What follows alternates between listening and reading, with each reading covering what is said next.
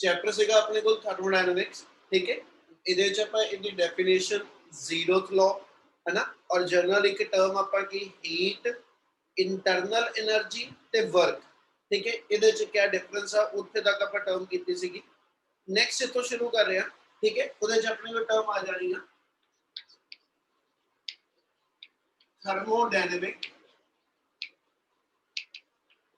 Thermodynamics state variables.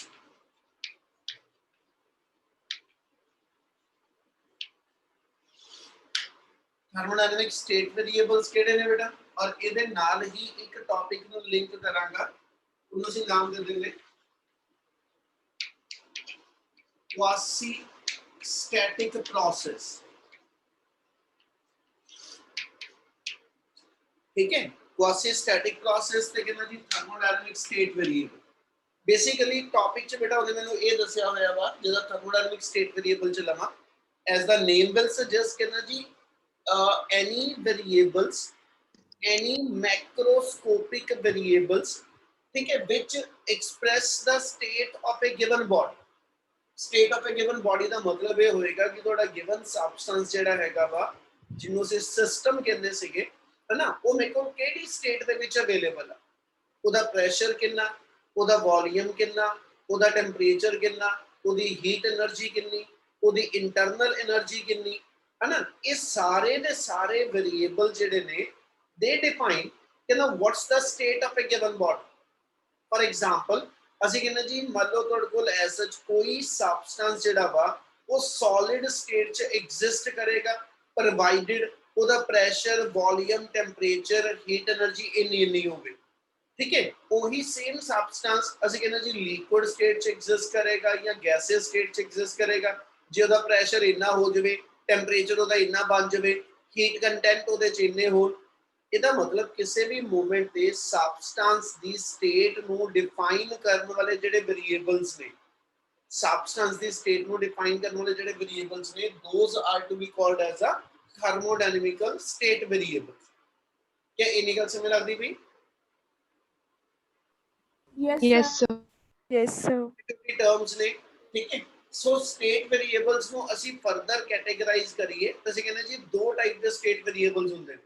ਇੱਕ ਨੂੰ ਅਸੀਂ ਨਾਮ ਦੇ ਦਿੰਦੇ ਤੁਹਾਡੇ ਕੋਲ ਜਿਹੜੇ ਐਕਸਟੈਂਸਿਵ,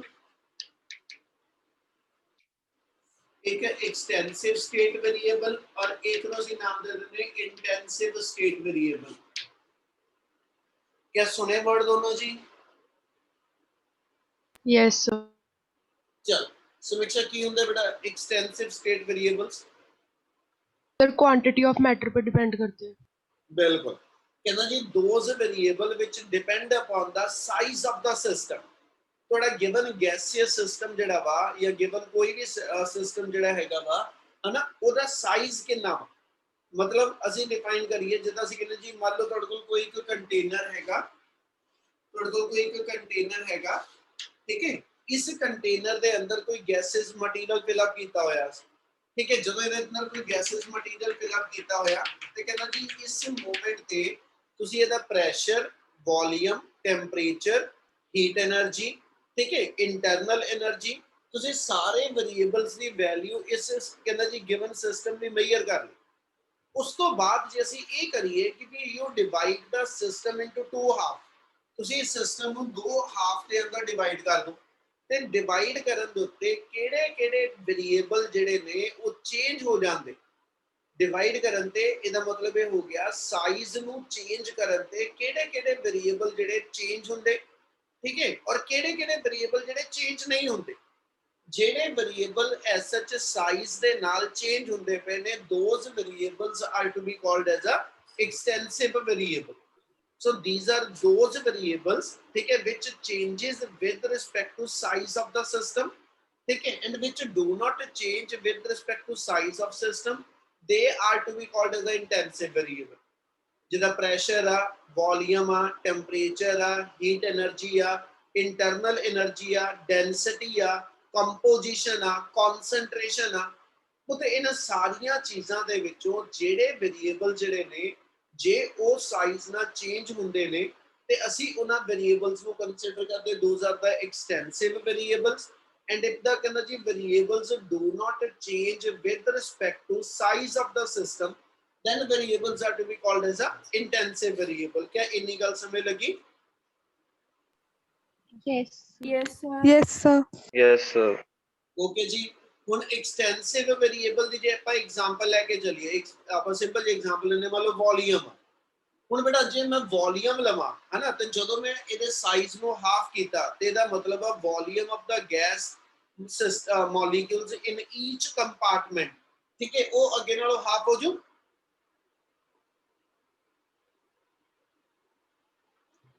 बेटे गल समझ लगी जो बोलिया मैं? Sir, repeat कर दो। आप ये कह रहे बेटा कि जे मान लो तुसी एसएच कहंदा जी ਇਹਦੇ ਵੋਲੀਅਮ ਨੂੰ ਹਾਫ ਕਰੋ, ਯਾਨੀ ਆਪਾਂ ਜਦੋਂ ਪਾਰਟੀਸ਼ਨਿੰਗ ਕੀਤੀ ਆ ਤੇ ਪਾਰਟੀਸ਼ਨਿੰਗ ਕਰਕੇ ਅਸੀਂ ਉਹਦਾ ਵੋਲੀਅਮ ਜਿਹੜਾ ਉਹ ਹਾਫ ਕਰ ਦਿੱਤਾ। ਇਹਦਾ ਮਤਲਬ ਇਹ ਵੋਲੀਅਮ ਜਿਹੜਾ ਵੇਰੀਏਬਲ ਹੋਏਗਾ ਹੈ ਨਾ, क्या ਵੋਲੀਅਮ ਦੀ ਵੈਲਿਊ ਅੱਗੇ ਨਾਲੋਂ ਚੇਂਜ ਹੋਊ ਕਿ ਨਹੀਂ ਹੋਊ? Yes, sir. ਵੋਲੀਅਮ ਅੱਗੇ ਨਾਲੋਂ ਚੇਂਜ ਹੋਏਗਾ ਨਾ ਬੇਟੇ? Yes. Yes. Sir. ਤੇ ਇਹਦੇ ਵਿੱਚ ਜੇ ਹੁਣ ਮੈਂ ਮਾਸ ਆਫ ਦਾ ਗੈਸਸ ਪਾਰਟੀਕਲ ਲਵਾਂ ਤੇ ਜਦੋਂ ਮੈਂ ਸਾਈਜ਼ ਨੂੰ ਹਾਫ ਕਰਦਾ ਪਿਆ, ਠੀਕ ਹੈ ਜੀ, ਤੇ ਇਹਦਾ ਮਤਲਬ ਇਹਦੇ ਅੰਦਰ ਕੰਟੇਨਰ 'ਚ ਜਿਹੜਾ ਮਾਸ ਆਫ ਦਾ ਗੈਸਸ ਪਾਰਟੀਕਲ ਆ ਉਹ ਵੀ ਅੱਗੇ ਨਾਲੋਂ ਹਾਫ ਹੋ ਜੂ। Yes, sir. Yes, sir. Yes, sir. ਪਰ ਜੇ ਮੈਂ ਡੈਂਸਿਟੀ ਦੀ ਗੱਲ ਕਰਾਂ, क्या ਡੈਂਸਿਟੀ ਵੀ ਹਾਫ ਹੋ ਜੂ? No. No, sir. Density No, ਨਹੀਂ, sir. ਕਿਉਂਕਿ ਡੈਂਸਿਟੀ ਜਿੱਦਾਂ ਅਸੀਂ ਡਿਫਾਈਨ ਕਰਦੇ ਮਾਸ ਬਾਈ ਵੋਲੀਅਮ ਹੈ ਨਾ, ਤੇ ਜੇ ਮਾਸ ਹਾਫ ਹੋ ਗਿਆ, ਵੋਲੀਅਮ ਵੀ ਹਾਫ ਹੋ ਗਿਆ, ਇਹਦਾ ਮਤਲਬ ਆ ਰੇਸ਼ੋ ਤੇ ਮੇਰੀ ਉਨੀ ਦੀ ਉਨੀ ਬਣੀ ਰਹੂਗੀ। Yes, sir. Yes, sir. ਇਹਦਾ Yes, sir. ਸਿਸਟਮ ਦੇ ਅੰਦਰ ਕਿਆ ਚੇਂਜ ਆਈ? ਮਾਸ ਦੇ ਕਹਿੰਦਾ ਜੀ ਜੇ ਮੈਂ ਐਸਐਚ ਕੰਟੇਨਰ ਦੇ ਅੰਦਰ ਪਾਰਟੀਸ਼ਨਿੰਗ ਕਰਦਾ ਪਿਆ ਤੇ ਸਾਈਜ਼ ਆਫ ਸਿਸਟਮ ਨੂੰ ਚੇਂਜ ਕਰਨ ਦੇ ਨਾਲ ਇਹਦੇ ਅੰਦਰ ਮਾਸ ਮੇਰੇ ਕੋਲ ਅੱਗੇ ਨਾਲੋਂ ਚੇਂਜ ਹੋ ਗਿਆ, ਵੋਲੀਅਮ ਅੱਗੇ ਨਾਲੋਂ ਚੇਂਜ ਹੋ ਗਿਆ, ਪਰ density in the two container ਜਾਂ density in the two part of the system, ਠੀਕ ਹੈ, that still remain to be same. Yes, sir. ਸੋ ਜੇ ਮੈਂ Yes, sir. करना होवे ਇਹ ਚੋਂ ਮਾਸ ਨੂੰ ਜੇ ਮੈਂ ਵੋਲੀਅਮ ਨੂੰ, ਇਹ ਦੋਨੋਂ ਦੇ ਦੋਨੋਂ ਮੇਰੇ ਐਕਸਟੈਂਸਿਵ ਵੇਰੀਏਬਲ ਆ, ਪਰ ਜੇ ਮੈਂ ਡੈਂਸਿਟੀ ਨੂੰ ਡਿਫਾਈਨ ਕਰਨਾ ਹੋਵੇ ਤੇ ਡੈਂਸਿਟੀ ਸ਼ੁੱਡ ਬੀ ਐਨ ਕਿੰਨਾ ਜੀ ਇੰਟੈਂਸਿਵ ਵੇਰੀਏਬਲ। ਇਸ ਲਈ ਜਿਹੜਾ ਵੇਰੀਏਬਲ ਤੁਹਾਡੇ SH pressure, volume, temperature, heat energy, internal energy, concentration of the gas, ठीक है, इन्हां विचों कोई भी वेरिएबल जिहड़ा एसएच सिस्टम दे साइज नाल वेरी करे, ठीक है, those are to be called as the extensive variable, and those variable which do not depend upon size of the system, ठीक है, those variable are to be called as the intensive variable. क्या इन्नी गल समझ आ रही? Yes, sir. Yes, sir. Yes, sir. ਉਸ ਤੋਂ ਬਾਅਦ ਆਪਣੇ ਕੋਲ ਨੈਕਸਟ ਟਰਮ ਆ ਜਾਂਦੀ ਹੈ। ਸੋ ਵੇਰੀਏਬਲ ਆਪਣੇ ਕੋਲ ਦੋ ਤਰ੍ਹਾਂ ਦੇ ਆ ਗਏ, ਸਟੇਟ ਵੇਰੀਏਬਲਸ ਨੇ ਸਾਰੇ ਦੇ ਸਾਰੇ, ਕੁਝ ਸਿਸਟਮ ਦੇ ਸਾਈਜ਼ ਨਾਲ ਚੇਂਜ ਹੋਣੇ ਔਰ ਕੁਝ ਚੇਂਜ ਨਹੀਂ ਹੋਣੇ। ਚੇਂਜ ਹੋ ਗਏ ਤੇ ਐਕਸਟੈਂਸਿਵ ਦੀ ਲਿਸਟ ਆ ਜਾਓਗੇ, ਚੇਂਜ ਨਹੀਂ ਹੁੰਦੇ ਪਏ ਤੇ ਇੰਟੈਂਸਿਵ ਦੀ ਲਿਸਟ ਹੋਊਗੇ। ਹੁਣ ਅਗਲਾ ਟੌਪਿਕ ਇਹਦੇ ਨਾਲ ਜਿਹੜਾ ਜੁੜਦਾ ਬੇਟਾ, ਕੁਆਸੀ ਸਟੈਟਿਕ ਪ੍ਰੋਸੈਸ। ਬੇਸਿਕਲੀ ਕੁਆਸੀ ਸਟੈਟਿਕ ਹੈ ਨਾ, ਸਟੈਟਿਕ ਵਰਡ ਦਾ ਮਤਲਬ ਲਵਾਂ ਤੇ ਰੈਸਟ ਹੁੰਦਾ, quasi near to ideal process। ਕਿਹੜਾ process near to ideal ਬਈ? ਹੁਣ ਇਸ ਪੂਰੇ ਦੇ ਪੂਰੇ ਸਿਸਟਮ ਦੇ ਅੰਦਰ ਜਿੱਥੋਂ ਆਪਾਂ ਹੁਣ ਗੱਲ ਸ਼ੁਰੂ ਕਰਨ ਲੱਗੇ, ਤੁਸੀਂ ਬੇਟਾ ਐਸਐਚ ਲੈ ਕੇ ਚੱਲੋਗੇ, ਤੁਹਾਡੇ ਕੋਲ ਇੱਕ ਕੰਟੇਨਰ ਗਿਵਨ ਆ, ਤੁਹਾਡੇ ਕੋਲ ਇੱਕ ਕੰਟੇਨਰ ਗਿਵਨ ਆ ਔਰ ਕੰਟੇਨਰ ਦੇ ਉੱਤੇ ਇੱਕ ਮੂਵੇਬਲ ਪਿਸਟਨ ਲੱਗਿਆ ਹੋਇਆ, ਠੀਕ ਹੈ, ਕੰਟੇਨਰ ਦੇ ਉੱਤੇ ਇੱਕ ਮੂਵੇਬਲ ਪਿਸਟਨ ਲੱਗਿਆ ਹੋਇਆ ਔਰ ਇਸ ਕੰਟੇਨਰ ਦੇ ਅੰਦਰ ਦੇਖੋ ਕੋਈ ਵੀ ਐਸਐਚ ਸੀ ਗੈਸ ਫਿਲ ਅਪ ਕੀਤੀ ਹੋਈ ਹੈ, ਠੀਕ ਹੈ। ਹੁਣ ਜਿਹੜਾ ਪਿਸਟਨ ਹੈਗਾ ਇਹ ਮੇਰੇ ਕੋਲ ਮੂਵੇਬਲ ਪਿਸਟਨ ਹੈ ਨਾ, that can be moved up and down। आवाज आ रही है बच्चे?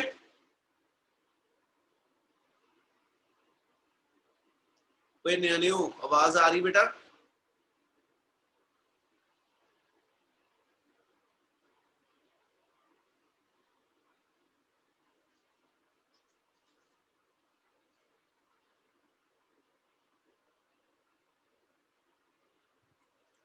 आवाज आ रही बच्चे?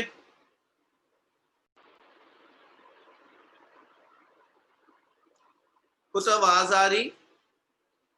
Yes, sir. Yes, sir. Yes. Yes, sir. Link break ਹੋ ਗਿਆ ਸੀ। ਚਲੋ ਸੋ ਪੁੱਤ ਜਿਹੜਾ ਵੀ ਆਪਾਂ ਇਸ ਮੂਵਮੈਂਟ ਤੇ ਹੁਣ ਇਸ ਤੋਂ ਅੱਗੇ ਚੱਲਣਾ ਨਾ, ਇੱਕ ਚੀਜ਼ ਬਾਰ-ਬਾਰ ਚੱਲੂ, ਮੈਂ ਹਰ ਵਾਰੀ ਹੱਥ ਇਦਾਂ ਰੱਖਦਾ ਚੱਲਾਂਗਾ ਕਿ ਵੀ ਆ ਮੇਰੇ ਕੋਲ ਕੋਈ ਇੱਕ ਕੰਟੇਨਰ 'ਚ ਗੈਸ ਫਿਲ ਅਪ ਕੀਤੀ, ਆ ਇਹਦਾ ਪਿਸਟਨ ਆ which can be move up and down. ਹੁਣ ਜਦੋਂ ਇਹਨੇ ਮੂਵ ਕਰਨਾ, ਗੈਸ ਦਾ ਪ੍ਰੈਸ਼ਰ ਕਿਆ ਚੇਂਜ ਹੋਇਆ, ਇਹਦੇ ਵੋਲੀਅਮ 'ਚ ਕਿਆ ਚੇਂਜ ਆਈ, ਇਹਦੇ ਟੈਂਪਰੇਚਰ 'ਚ ਕੀ ਚੇਂਜ ਆਈ। ਅਸੀਂ ਹਰ ਐਗਜ਼ਾਮਪਲ ਜਿਹੜੀ ਹੋਏਗੀ ਜਾਂ ਹਰ ਪ੍ਰੋਸੈਸ ਜਿਹੜਾ ਨਾ, ਉਹ ਅਸੀਂ ਇਸ ਵੇ ਨਾਲ ਕੁਝ ਜਸਟੀਫਾਈ ਕਰਦੇ ਜਾਵਾਂਗੇ। ਠੀਕ ਹੈ, ਇਸ ਚੀਜ਼ ਦੀ ਲੋੜ ਬਾਰ-ਬਾਰ ਪੈਣੀ, ਇਦਾਂ ਹੀ ਬਾਰ-ਬਾਰ ਹੱਥ ਹਿਲਾਵਾਂਗਾ। ਹੁਣ ਉਹਨੇ ਆਪਾਂ ਨੂੰ ਡਿਫਾਈਨ ਨਹੀਂ ਕੀਤਾ ਵਾ ਕੁਆਸੀ ਸਟੈਟਿਕ ਪ੍ਰੋਸੈਸ। ਕਹਿੰਦਾ ਜੀ quasi static process is an ideal process. ਅਸੀਂ ਕਹਿੰਦੇ it is an ideal process in which what we say ਕਿ almost there is no change in state variable during expansion or compression of the gas। ਅਸੀਂ ਜੇ ਇਹ ਮੰਨ ਕੇ ਚੱਲੀਏ ਕਿ ਜਦੋਂ ਮੈਂ ਪਿਸਟਨ ਨੂੰ ਅਪਵਰਡ ਮੂਵ ਕਰਾਂਗਾ, ਹਨਾ, ਤੇ ਪਿਸਟਨ ਦੇ ਅਪਵਰਡ ਮੂਵ ਕਰਨ ਦੇ ਨਾਲ ਕੀ ਹੋਣਾ, ਮੇਰੇ ਕੋਲ ਇਹਦਾ ਪ੍ਰੈਸ਼ਰ, ਇਹਦਾ ਵੋਲੀਅਮ ਅੱਗੇ ਨਾਲੋਂ ਇਨਕਰੀਜ਼ ਹੋਣਾ ਸ਼ੁਰੂ ਹੋ ਜੂ। ਗੈਸ ਮੇਰੀ ਐਕਸਪੈਂਡ ਕਰੇਗੀ। ਠੀਕ ਹੈ, ਗੈਸ ਤੇ ਐਕਸਪੈਂਡ ਕਰਨ ਤੇ ਵੋਲੀਅਮ ਉਹਦਾ ਇਨਕਰੀਜ਼ ਕਰਨਾ, ਪ੍ਰੈਸ਼ਰ ਉਹਦਾ ਡਿਕਰੀਜ਼ ਕਰਨਾ। ਪਰ ਜੇ ਮੈਂ ਇਹ ਕਹਾਂ ਕਿ ਵੀ when you change the volume of the gas, ਠੀਕ ਹੈ, almost there is no change in pressure। ਕਹਿੰਦਾ ਜੀ ਹਾਊ ਇਜ਼ ਇਟ ਪੋਸੀਬਲ। ਜੇ ਮੈਂ ਉਹਦੇ ਵੋਲੀਅਮ ਨੂੰ ਚੇਂਜ ਕਰਦਾ ਪਿਆ ਤੇ ਵੋਲੀਅਮ ਦੇ ਚੇਂਜ ਕਰਨ ਨਾਲ ਕੰਟੇਨਰ ਦੇ ਅੰਦਰ ਉਹਦਾ ਗੈਸ ਦਾ ਪ੍ਰੈਸ਼ਰ ਵੀ ਚੇਂਜ ਹੋਣਾ। Is it correct?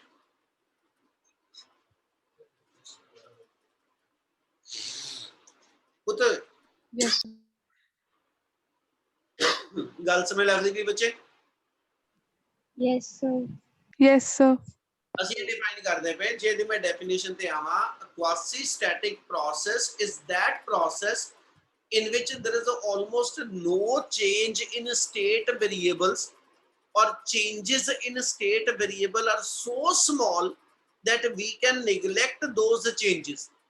ਉਹਦਾ ਮਤਲਬ ਇਹ ਹੋਏਗਾ ਕਿ ਜਦੋਂ ਮੈਂ ਐਸਐਚ ਕੰਟੇਨਰ ਦੀ ਐਸਐਚ ਆ ਜਿਹੜਾ ਮੇਰੇ ਕੋਲ ਉਹਦਾ ਪਿਸਟਨ ਹੋਏਗਾ, ਜੇ ਇਹਨੂੰ ਮੈਂ ਉੱਪਰ ਨੂੰ ਮੂਵ ਕਰਦਾ ਪਿਆ, ਇਹਨੂੰ ਇੰਨੀ ਕੁ ਸਲੋ ਮੂਵ ਕਰ ਰਿਹਾ ਉੱਪਰਲੀ ਸਾਈਡ ਨੂੰ, ਠੀਕ ਹੈ, ਕਿ ਵੀ ਇਹਦੇ ਅੰਦਰ ਜਿਹੜੀ variations of pressure, variation of volume ਆ, ਉਹ ਆਲਮੋਸਟ ਨੈਗਲੀਜੀਬਲ।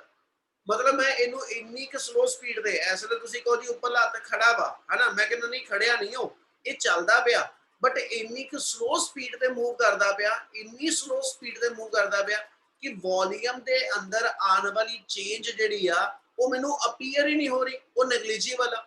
ਜੇ ਇਸ ਵੇਲੇ ਇਹਦਾ ਵੋਲੀਅਮ ਮੇਰੇ ਕੋਲ 2 ਸੈਂਟੀਮੀਟਰ ਕਿਊਬ ਹੋਵੇ ਤੇ ਮੈਨੂੰ ਇੰਨੀ ਕੁ ਸਲੋ ਮੂਵ ਕਰਾਂਦਾ ਹੋਵਾਂ, ਇੰਨੀ ਕੁ ਸਲੋ ਮੂਵ ਕਰ ਰਿਹਾ ਕਿ ਵੀ ਵੋਲੀਅਮ ਦੀ ਚੇਂਜ ਜਿਹੜੀ ਆ 2 ਸੈਂਟੀਮੀਟਰ ਕਿਊਬ ਤੋਂ 2.00000001 ਸੈਂਟੀਮੀਟਰ ਕਿਊਬ ਵੀ ਵਧੀ ਹੋਵੇ, ਤੇ ਇਹਦਾ ਮਤਲਬ ਵੋਲੀਅਮ ਤਾਂ ਚੇਂਜ ਹੋਇਆ ਹੀ ਆ ਬੇਟਾ, ਉਹਦੇ ਕਰਕੇ ਪ੍ਰੈਸ਼ਰ ਵੀ ਚੇਂਜ ਹੋਏਗਾ। But if that changes are considered to be so small, if the changes are considered to be negligibly small, then the process can be considered as an ideal or quasi-static process। क्या गल समझ आई जो दसदा पिया? Yes, sir. Yes, sir. Yes, sir. Yes, sir. बेटे गल समझ लगदी भी सारियां नू? Yes, sir. Yes, sir. Yes, sir. ਹੁਣ ਕੁਆਸੀ ਸਟੈਟਿਕ ਤੋਂ ਬਾਅਦ ਆਪਣੇ ਕੋਲ ਕਿੱਥੋਂ ਆਪਾਂ ਸ਼ੁਰੂ ਕਰਨ ਲੱਗੇ ਕਨਸੈਪਟ ਨੂੰ, ਨੈਕਸਟ ਆ ਜਾਣਾ ਆਪਣੇ ਕੋਲ ਥਰਮੋਡਾਇਨਾਮਿਕ ਪ੍ਰੋਸੈਸਸ।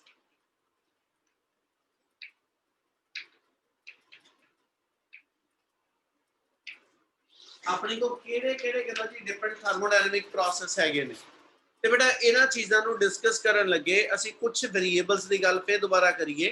ਤੁਸੀਂ ਕਹਿੰਦੇ ਜੀ ਆਪਣੇ ਕੋਲ ਐਸਐਚ ਇਸ ਗੈਸ ਦਾ ਕੁਝ ਪ੍ਰੈਸ਼ਰ ਹੋਏਗਾ, ठीक है, ਇਹਦਾ ਕੁਛ ਨਾ ਕੁਛ ਵੋਲੀਅਮ ਡਿਫਾਈਨਡ ਹੋਏਗਾ, ਕੁਛ ਨਾ ਕੁਛ ਇਹਦਾ ਟੈਂਪਰੇਚਰ ਹੋਏਗਾ, ਠੀਕ ਹੈ, ਔਰ ਕੁਛ ਨਾ ਕੁਛ ਸਿਸਟਮ ਦੀ ਹੀਟ એનર્ਜੀ ਹੋਏਗੀ। ਜਿਹੜੀ ਅਸੀਂ ਸਿਸਟਮ ਨੂੰ ਹੀਟ એનર્ਜੀ ਸਪਲਾਈ ਕਰਾਂਗੇ ਜਾਂ ਜਿਹੜੀ ਸਿਸਟਮ ਦੇ ਵਿੱਚੋਂ ਅਸੀਂ ਹੀਟ એનર્ਜੀ ਐਕਸਟ੍ਰੈਕਟ ਕਰਾਂਗੇ, ਹਨਾ, ਉਸ ਨੂੰ ਅਸੀਂ ਕਿਊ ਨਾਲ ਰਿਪਰੈਜ਼ੈਂਟ ਕਰਾਂਗੇ। ਇਹ ਕੈਮਿਸਟਰੀ ਨਾਲੋਂ ਕੁਝ ਵੇਰੀਏਬਲ ਜਿਹੜੇ ਨੇ ਸਿੰਬਲ ਵਾਈਜ਼ ਚੇਂਜ ਨੇ, ਧਿਆਨ ਰੱਖਿਓ। ਔਰ ਪੰਜਵਾਂ ਆਪਣੇ ਕੋਲ ਆ ਜਾਊਗਾ ਇੰਟਰਨਲ એનર્ਜੀ, ਕਿ ਵੀ ਸਿਸਟਮ ਦੀ ਇੰਟਰਨਲ એનર્ਜੀ ਜਿਹੜੀ ਉਹ ਚੇਂਜ ਹੁੰਦੀ। ਹੁਣ internal energy basically direct changes ਨਹੀਂ ਲੈਂਦੀਆਂ। ਇੰਟਰਨਲ એનર્ਜੀ ਜਿਹੜੀ ਹੋਏਗੀ ਇਟ ਇਜ਼ ਟੈਂਪਰੇਚਰ ਡਿਪੈਂਡੈਂਟ। ਜੇ ਸਿਸਟਮ ਦਾ ਟੈਂਪਰੇਚਰ ਚੇਂਜ ਹੋ ਰਿਹਾ, ਜੇ ਸਿਸਟਮ ਦਾ ਟੈਂਪਰੇਚਰ ਚੇਂਜ ਹੋ ਰਿਹਾ ਤੇ ਅਸੀਂ ਇਹ ਲੈ ਕੇ ਚੱਲਾਂਗੇ ਟੈਂਪਰੇਚਰ ਦੇ ਚੇਂਜ ਹੋਣ ਨਾਲ ਗੈਸ ਮੋਲੀਕਿਊਲ ਦੀ ਇੰਟਰਨਲ એનર્ਜੀ ਚੇਂਜ ਹੁੰਦੀ ਹੈ। ਠੀਕ ਹੈ, ਜਦੋਂ ਤੁਸੀਂ ਟੈਂਪਰੇਚਰ ਸਿਸਟਮ ਦਾ ਵਧਾਓਗੇ ਬੇਟਾ, ਜੇ ਸਿਸਟਮ ਦਾ ਟੈਂਪਰੇਚਰ ਵਧ ਰਿਹਾ ਇਹ ਮਤਲਬ ਉਹਨੂੰ ਹੀਟ એનર્ਜੀ ਮਿਲਦੀ ਪਈ ਹੈ, ਔਰ ਜੇ ਉਹਨੂੰ ਹੀਟ એનર્ਜੀ ਮਿਲੀ ਔਰ ਉਹਦਾ ਟੈਂਪਰੇਚਰ ਵਧਿਆ ਵਾ ਤੇ ਇਸ ਦੇ ਅੰਦਰ ਜਿਹੜੇ ਗੈਸ ਮੋਲੀਕਿਊਲਸ ਨੇ ਉਹਨਾਂ 'ਚ ਥਰਮਲ ਵਾਈਬ੍ਰੇਸ਼ਨ ਵੱਧ ਗਈਆਂ, ਹਨਾ। ਇਹਦਾ ਮਤਲਬ ਆ ਉਹਨਾਂ ਦਾ ਇੰਟਰ ਪਾਰਟੀਕਲ ਡਿਸਟੈਂਸ ਅੱਗੇ ਨਾਲੋਂ ਜ਼ਿਆਦਾ ਚੇਂਜ ਹੋਣਾ ਸ਼ੁਰੂ ਹੋ ਗਿਆ। ਇਹਦਾ ਮਤਲਬ ਆ ਕਿ ਵੀ ਗੈਸ ਮੋਲੀਕਿਊਲ ਦੀ ਕਿਨੈਟਿਕ એનર્ਜੀ, ਗੈਸ ਮੋਲੀਕਿਊਲ ਦੀ ਪੋਟੈਂਸ਼ੀਅਲ એનર્ਜੀ ਉਹ ਚੇਂਜ ਹੋ ਰਹੀ ਹੈ। ਤੇ ਬੇਟਾ ਜਦੋਂ ਮੋਲੀਕਿਊਲ ਦੇ ਲੈਵਲ ਤੇ ਜਾ ਕੇ ਉਹਨਾਂ ਦੀ kinetic energy, potential energy change ਹੁੰਦੀ ਆ, ਅਸੀਂ ਕਹਿੰਦੇ ਮੋਲੀਕਿਊਲ ਦੀ ਇੰਟਰਨਲ એનર્ਜੀ ਚੇਂਜ ਹੁੰਦੀ ਹੈ। ਇਹ ਚੀਜ਼ਾਂ ਡਾਇਰੈਕਟ ਦਿਮਾਗ 'ਚ ਰੱਖਣ ਵਾਲੀਆਂ ਹੈਗੀਆਂ। ਕਿ ਗੱਲ ਸਮਝ ਲੱਗਦੀ ਪਈ ਆ? Yes, sir. Yes, sir. Yes, sir. Temperature ਦੇ ਚੇਂਜ ਹੋਣਾ, ਟੈਂਪਰੇਚਰ ਦੇ ਚੇਂਜ ਹੋਣਾ ਗੈਸ ਮੋਲੀਕਿਊਲ ਦੀ ਕਿਨੈਟਿਕ એનર્ਜੀ ਔਰ ਪੋਟੈਂਸ਼ੀਅਲ એનર્ਜੀ ਚੇਂਜ ਹੁੰਦੀ। ਤੇ ਅਸੀਂ ਆ ਟਰਮ ਪੜ੍ਹੀ ਸੀਗੀ, internal energy is the sum total of kinetic and potential. ਇਹਦਾ ਮਤਲਬ ਜੇ ਉਸ ਮੋਲੀਕਿਊਲ ਦੀ kinetic energy, potential energy change ਹੋ ਰਹੀ ਤੇ ਬੇਸਿਕਲੀ ਅਸੀਂ ਇਹ ਲੈ ਕੇ ਚੱਲਾਂਗੇ ਮੋਲੀਕਿਊਲ ਦੀ ਇੰਟਰਨਲ એનર્ਜੀ ਚੇਂਜ ਹੋ ਰਹੀ ਹੈ। ਕਿ ਇੰਨੀ ਗੱਲ ਕਲੀਅਰ ਆ? Yes, sir. Yes, sir. Yes, sir. ਆਪਾਂ ਫਿਰ ਐਸਐਚ ਇੰਟਰਨਲ એનર્ਜੀ ਇੱਥੇ ਰੱਖ ਕੇ ਨਹੀਂ ਚੱਲਾਂਗੇ। ਆਪਾਂ ਚਾਰ ਮੇਨ ਵੇਰੀਏਬਲ ਰੱਖਣ ਲੱਗੇ ਆ, ਇੱਕ ਪ੍ਰੈਸ਼ਰ, ਇੱਕ ਵੋਲੀਅਮ, ਇੱਕ ਟੈਂਪਰੇਚਰ ਔਰ ਇੱਕ ਹੀਟ ਕੰਟੈਂਟ। ਠੀਕ ਹੈ, ਇਹਨਾਂ ਵਿੱਚੋਂ ਜਦੋਂ ਕੋਈ ਚੀਜ਼ ਚੇਂਜ ਹੋਈ ਔਰ ਕੋਈ ਚੀਜ਼ ਕਾਂਸਟੈਂਟ ਰਹੀ, ਉਹਦੇ accordingly we have to define we are have the four major thermodynamic process। ਆਪਣੇ ਕੋਲ ਚਾਰ ਆਪਣੇ ਥਰਮੋਡਾਇਨਾਮਿਕ ਪ੍ਰੋਸੈਸ ਆ ਜਾਣੇ ਆ। ਉਹਨਾਂ ਚ ਨੰਬਰ 1 ਇੱਕ ਆ ਜਾਏਗਾ ਆਪਣੇ ਕੋਲ ਆਈਸੋਥਰਮਲ ਪ੍ਰੋਸੈਸ, ਇੱਕ ਕੰਸੀਡਰ ਕਰਾਂਗੇ ਆਪਣੇ ਕੋਲ ਆ ਜਾਏਗਾ ਐਡੀਆਬੈਟਿਕ ਪ੍ਰੋਸੈਸ, ਇੱਕ ਆਪਣੇ ਕੋਲ ਆ ਜਾਏਗਾ ਥਰਡ ਜਿਹੜਾ ਆइसोबैरिक प्रोसेस। ठीक है, और एक साइड को आ जाएगा आइसोकोरिक। ठीक है, और दूसरा इनको नाम दे देंगे isovolumic process. So four process we are considering। ठीक है जी, number 1 isothermal, number 2 adiabatic, number 3 isobaric and number 4 isochoric process. ਹੁਣ ਚਾਰੇ ਦੇ ਚਾਰੇ ਜਿਹੜੇ ਪ੍ਰੋਸੈਸ ਆਪਾਂ ਲਿਖ ਰਹੇ ਹਾਂ ਹਨਾ, ਇਹਦੇ ਵਿੱਚ ਕਹਿੰਦਾ ਜੀ ਮੇਰੇ ਕੋਲ ਚੇਂਜ ਕੀ ਆ ਔਰ ਵੇਰੀਏਬਲ ਕਾਂਸਟੈਂਟ ਕੀ ਆ। ਤੇ ਬੇਟਾ ਆਈਸੋਥਰਮਲ process, it is that process in which there is a change in pressure, volume and heat content of the system, but the temperature of the system remain to be constant। यानी जिस system ਦੇ ਅੰਦਰ, ਜਿਸ process ਦੇ ਅੰਦਰ ਜੇ ਆ container ਚ ਮੇਰੇ ਕੋਲ ਕੋਈ ਗੈਸ ਫਿਲ ਕੀਤੀ ਆ, ਜੇ ਦਾ ਪ੍ਰੈਸ਼ਰ, ਠੀਕ ਹੈ ਜੀ, ਜੇ ਮੈਂ ਇਹਦਾ ਵੋਲੀਅਮ, ਜੇ ਮੈਂ ਇਹਦੇ ਅੰਦਰ ਹੀਟ એનર્ਜੀ, ਜੇ ਇਹਨਾਂ ਚੀਜ਼ਾਂ ਦੀ ਚੇਂਜ ਲੈ ਕੇ ਆਵਾਂ, ਪਰ ਇਹ ਸਾਰੇ ਪ੍ਰੋਸੈਸ ਦਾ ਟੈਂਪਰੇਚਰ ਜਿਹੜਾ ਵਾ if that remain to be constant then process is to be called as an isothermal process। क्या ਗੱਲ समझ आई? Yes, sir. Yes, sir. Yes, sir. ਹੁਣ ਇਹਨੂੰ ਐਗਜ਼ਾਮਪਲੀਫਾਈ ਕਰੀਏ ਬੇਟਾ। ਆਪਾਂ ਇਦਾਂ ਕਹਿ ਦਿੰਨੇ, ਮੰਨ ਲਓ ਇੱਕ ਕੰਟੇਨਰ ਚ ਮੈਂ ਕੋਈ ਗੈਸ ਫਿਲ ਕੀਤੀ ਆ ਹਨਾ, ਔਰ ਇਹਦੇ ਪਿਸਟਨ ਨੂੰ ਮੈਂ ਅਪਵਰਡ ਮੂਵ ਕਰਦਾ ਪਿਆ। ਕਿਉਂ ਕਰ ਰਿਹਾ? ਕਹਿੰਦਾ ਜੀ let me say you are giving the heat energy. ਤੁਸੀਂ ਇਸ ਸਿਸਟਮ ਨੂੰ ਹੀਟ એનર્ਜੀ ਸਪਲਾਈ ਕਰਦੇ ਪਏ ਹੋ, ਤੇ ਜਦੋਂ ਤੁਸੀਂ ਇਹਨੂੰ ਹੀਟ એનર્ਜੀ ਸਪਲਾਈ ਕਰ ਰਹੇ ਹੋ ਤੇ ਹੋਏਗਾ ਕਿ ਇਸ ਹੀਟ એનર્ਜੀ ਨਾਲ ਇਸ ਕੰਟੇਨਰ ਦੇ ਅੰਦਰ ਟੈਂਪਰੇਚਰ ਵਧਣਾ ਸ਼ੁਰੂ ਹੋ ਜਾਊ। Yes, sir. Yes, Yes, sir. Yes, sir. Temperature ਬੇਟਾ ਇਨਕਰੀਜ਼ ਕਰੇਗਾ, ਤੇ ਜਦੋਂ ਮੈਂ ਇਹਦਾ ਨਾਲੋਂ ਨਾਲ ਜਦੋਂ ਇਹਦਾ ਟੈਂਪਰੇਚਰ ਵਧਿਆ ਵਾ ਤੇ ਦੈਟ ਮੀਨ ਇਹਦੇ ਅੰਦਰ ਪ੍ਰੈਸ਼ਰ ਵੀ ਵਧੇਗਾ, ਕਿਉਂਕਿ pressure is always directly proportional to temperature.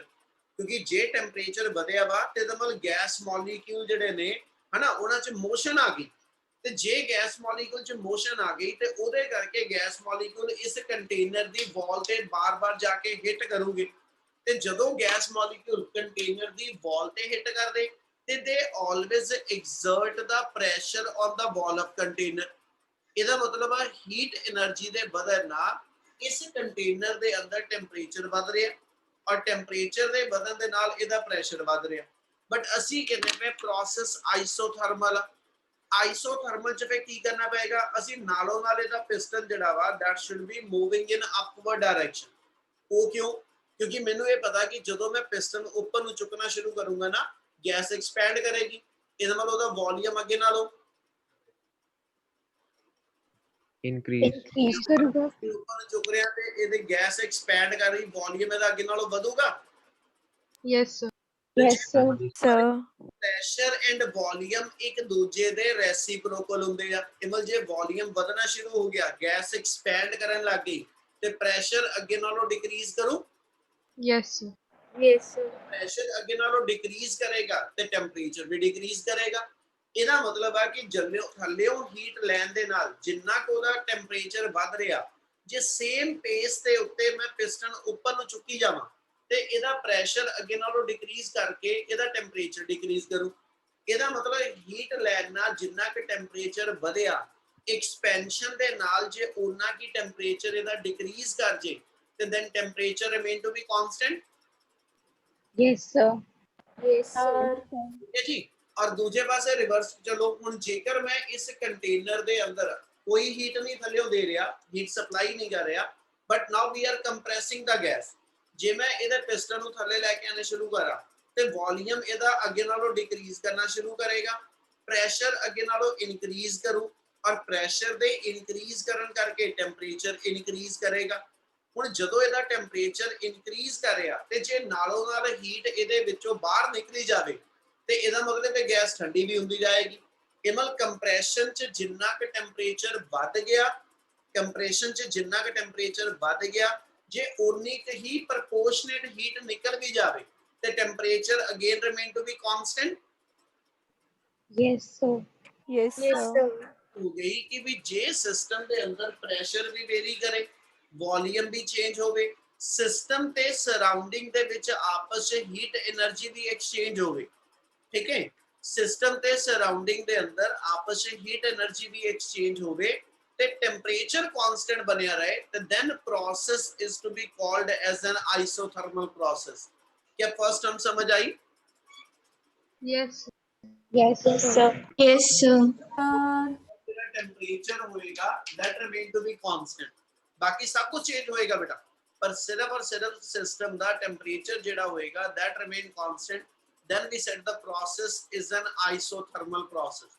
इन्हों जे ਆਪਾਂ डिटेल ਚ ਲੈ ਕੇ ਚੱਲਣਾ। ठीक है, सेकंड आ गया एडियाबैटिक।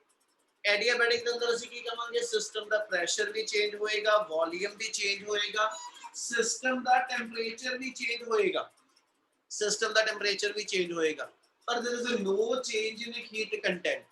यानी सिस्टम दी हीट एनर्जी दी अमाउंट जे कांस्टेंट बनी रहे तो then process is to be called as an adiabatic। A process in which there is a change in pressure, volume and temperature, but there is a no change in amount of a heat energy, okay, of the system, then we said the process is to be an adiabatic process। so इस process ਦੇ ਅੰਦਰ heat energy ਜਿਹੜੀ ਹੋਏਗੀ ਉਹ ਮੇਰੀ constant ਹੋਏਗੀ। ਇਹਦੀ examples ਅਜੇ ਬਣਾਵਾਂਗਾ, ਸਿਰਫ ਆਪਾਂ ਇੱਕ ਵਾਰੀ ਇੰਟਰੋ ਦੇ ਕੇ ਫਿਰ ਅੱਗੇ ਨੂੰ ਆਪਾਂ ਗੱਲ ਸ਼ੁਰੂ ਕਰਾਂਗੇ। ਕਿ ਆ ਪ੍ਰੋਸੈਸ ਕਲੀਅਰ ਆ? Yes, sir. Yes, sir. Yes, sir. हाँ जी, थर्ड आ गया आइसोबैरिक। आइसोबैरिक के अंदर में को क्या होएगा कहना जी, as such volume change, temperature change, heat energy भी चेंज, सब कुछ चेंज है ना, but there is no change in pressure of the gas. यानी you are heating the gas but at constant pressure. ਤੁਸੀਂ ਗੈਸ ਨੂੰ ਹੀਟ ਤਾਂ ਕਰੋਗੇ ਹੈ ਨਾ, ਪਰ ਹੀਟ ਕਰਨ ਲੱਗੇ ਅਸੀਂ ਉਹਦਾ ਪ੍ਰੈਸ਼ਰ ਨਹੀਂ ਚੇਂਜ ਹੋਣ ਦਵਾਂਗੇ, ਯਾਨੀ ਪ੍ਰੈਸ਼ਰ ਉਹਦਾ ਕਾਂਸਟੈਂਟ ਬਣਿਆ ਰਹੇ। ਸੋ ਇਹਨੂੰ ਆਪਾਂ ਕਹਿ ਦਿੰਦੇ ਕਿ ਵੀ ਇਸ ਪ੍ਰੋਸੈਸ ਦੇ ਅੰਦਰ ਜਿਹੜਾ ਹੋਏਗਾ ਉਹ ਪ੍ਰੈਸ਼ਰ ਕਾਂਸਟੈਂਟ ਹੋਏਗਾ। ਠੀਕ ਹੈ, ਬਾਕੀ ਸਾਰੇ ਵੇਰੀਏਬਲ ਉਹਦੇ ਜਿਹੜੇ ਚੇਂਜੇਬਲ ਹੈਗੇ ਆ। ਇਹਨਾਂ ਕਲੀਅਰ ਆ? Yes, Yes, sir. sir. Yes, sir. Fourth and last isochoric आ गया। इनमें हुन में कोई प्रेशर चेंज आ, हीट एनर्जी चेंज आ, टेंपरेचर चेंज आ। ठीक है गुरलीन जी, ਜਦੋਂ ਪ੍ਰੈਸ਼ਰ ਨੂੰ ਆਪਾਂ ਇਸ ਵੇ ਨਾਲ ਆਪਾਂ ਕਹਿੰਦੇ ਪ੍ਰੈਸ਼ਰ ਟੈਂਪਰੇਚਰ ਨਾਲ ਲਿੰਕ ਹੁੰਦਾ ਬੇਟਾ, ਡਾਇਰੈਕਟ ਹੈਗਾ, ਬਿਲਕੁਲ ਸਹੀ ਕਹਿ ਰਹੇ ਹੋ। ਬਟ ਅਸੀਂ ਜਦੋਂ ਕੰਡੀਸ਼ਨਲ ਇਹ ਬਣਾਵਾਂਗੇ ਕਿ ਵੀ ਉਹਦਾ ਪ੍ਰੈਸ਼ਰ ਕਾਂਸਟੈਂਟ ਬਣਿਆ ਰਹੇ, ਠੀਕ ਹੈ, ਆਲਦੋ ਬਾਕੀ ਉਹਦੇ ਵੇਰੀਏਬਲ ਚੇਂਜ ਹੁੰਦੇ ਰਹੇ, ਠੀਕ ਹੈ, ਤੇ ਫਿਰ ਉਦੋਂ ਅਸੀਂ ਉਸ ਪ੍ਰੋਸੈਸ ਨੂੰ ਆਈਸੋਬੈਰਿਕ ਪ੍ਰੋਸੈਸ ਕਹਾਂਗੇ। ਉਹਦੀ ਕੰਡੀਸ਼ਨ ਆ ਦੱਸਾਂਗਾ ਹੁਣੀ ਕਿੱਦਾਂ ਆਪਾਂ ਚੱਲਣਾ। ਆਪਾਂ ਟਰਮ ਪੜਾਂਗੇ ਅੱਗੇ ਜਾ ਕੇ, ਦੋ ਵਰਡ ਹਜੇ ਇੱਕ ਹਿੰਟ ਦੇ ਰਿਹਾ CP and CV, specific heat capacity of the gas at constant pressure, specific heat capacity of the gas at constant volume। ਜਦੋਂ ਆ ਟਰਮ ਐਕਸਪਲੇਨ ਕਰਾਂਗਾ ਤੇ ਉਦੋਂ ਆਈਸੋਕੋਰਿਕ ਤੇ ਆਈਸੋਬੈਰਿਕ ਦੋਨੋਂ ਵਰਡ ਨਾਲ ਦੁਬਾਰਾ ਐਕਸਪਲੇਨ ਚ ਲੈ ਕੇ ਆਵਾਂਗੇ। ਠੀਕ ਹੈ ਜੀ ਗੁਰਲੀਨ? ਹਾਂਜੀ ਸਰ। ਚਲ ਸੋ ਆਈਸੋਕੋਰਿਕ ਦੇ ਅੰਦਰ ਮੇਰੇ ਕੋਲ ਜਿਹੜਾ ਹੋਏਗਾ ਉਹ ਵੋਲਿਊਮ ਕਾਂਸਟੈਂਟ ਹੈ। ਯਾਨੀ ਆ ਚਾਰ ਆਪਣੇ ਪ੍ਰੋਸੈਸ ਨੇ, ਠੀਕ ਹੈ, ਜਿਹੜੇ ਅਸੀਂ ਐਸਐਚ ਡਿਸਕਸ ਕਰਨੇ, ਔਰ ਚਾਰਾਂ ਵਿੱਚੋਂ ਦੋ ਮੇਨ ਪ੍ਰੋਸੈਸ ਆ ਜਿਹੜੇ ਆਪਣੇ ਡਿਟੇਲ ਚ ਜਾਣੇ ਆ ਬੇਟਾ। one is the isothermal and second one is the adiabatic। क्या इतना जर्नल क्लियर है? Yes, sir. Yes, sir. Yes, sir. चल ਹੁਣ ਇਹ ਤੋਂ ਅੱਗੇ ਕੰਟੀਨਿਊ ਕਰ ਰਹੇ ਹਾਂ ਜੀ। ਇੱਥੇ ਤੱਕ ਹਜੇ ਤੁਹਾਡਾ ਸਾਰੇ ਦਾ ਸਾਰਾ ਹੁਣ ਤੱਕ ਜਿੰਨਾ ਕੀਤਾ ਆਪਾਂ ਇਹ ਸੀਗਾ ਬੁੱਕ ਚੋਂ ਪੜਨ ਵਾਲਾ। ਬੁੱਕ ਦੇ ਵਿੱਚ ਸਾਰੀ ਥਿਉਰੀ ਮਿਲੇਗੀ ਇਹਦੇ ਰਿਲੇਟਡ ਆਪਾਂ ਨੂੰ, ਉਹ ਬੁੱਕ ਦੇ ਵਿੱਚੋਂ ਹੀ ਪੜਨੀ ਹੈ ਬੇਟਾ। ਹੁਣ ਇਸ ਤੋਂ ਅੱਗੇ ਆਪਣੇ ਕੋਲ ਦੋ ਜਾਂ ਤਿੰਨ ਕਹਿ ਲਓ, ਹੁਣ ਡੈਰੀਵੇਸ਼ਨਸ ਵਾਲਾ ਪਾਰਟ ਨਾਲ ਸ਼ੁਰੂ ਹੋ ਜਾਏਗਾ। ਠੀਕ ਹੈ,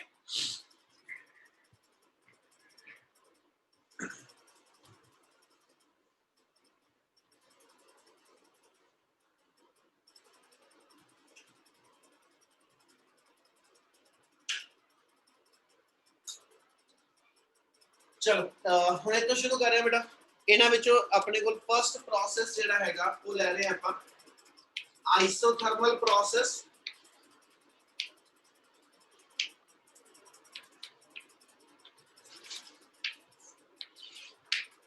ਇਹਨੂੰ ਕੁਐਸਚਨ ਫਾਰਮ ਚ ਲਿਖ ਰਹੇ ਹਾਂ। ਠੀਕ ਹੈ ਜੀ, ਜੋ ਜੋ ਇਹਦੇ ਵਿੱਚ ਕਵਰ ਕਰਾਂਗੇ ਆਪਾਂ ਐਸਐਚ ਕੁਐਸਚਨ ਇਸ ਤਰ੍ਹਾਂ ਮੈਂ ਬਣਾ ਰਿਹਾ, what is an isothermal process?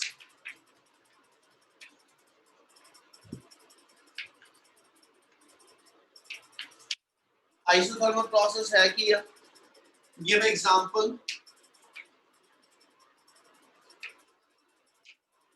ठीक है, फिर आ जाएगा also give the necessary conditions।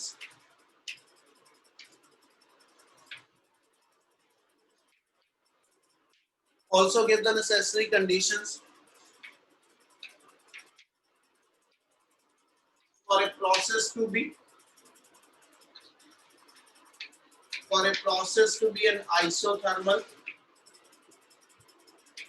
ठीक है, नेसेसरी कंडीशन डिफाइन करांगे उदियां। एक पार्ट आ जाएगा derive an expression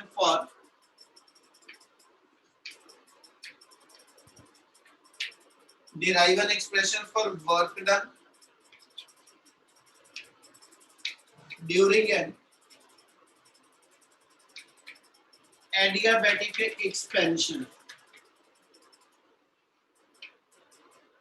The last word also draw an isotherm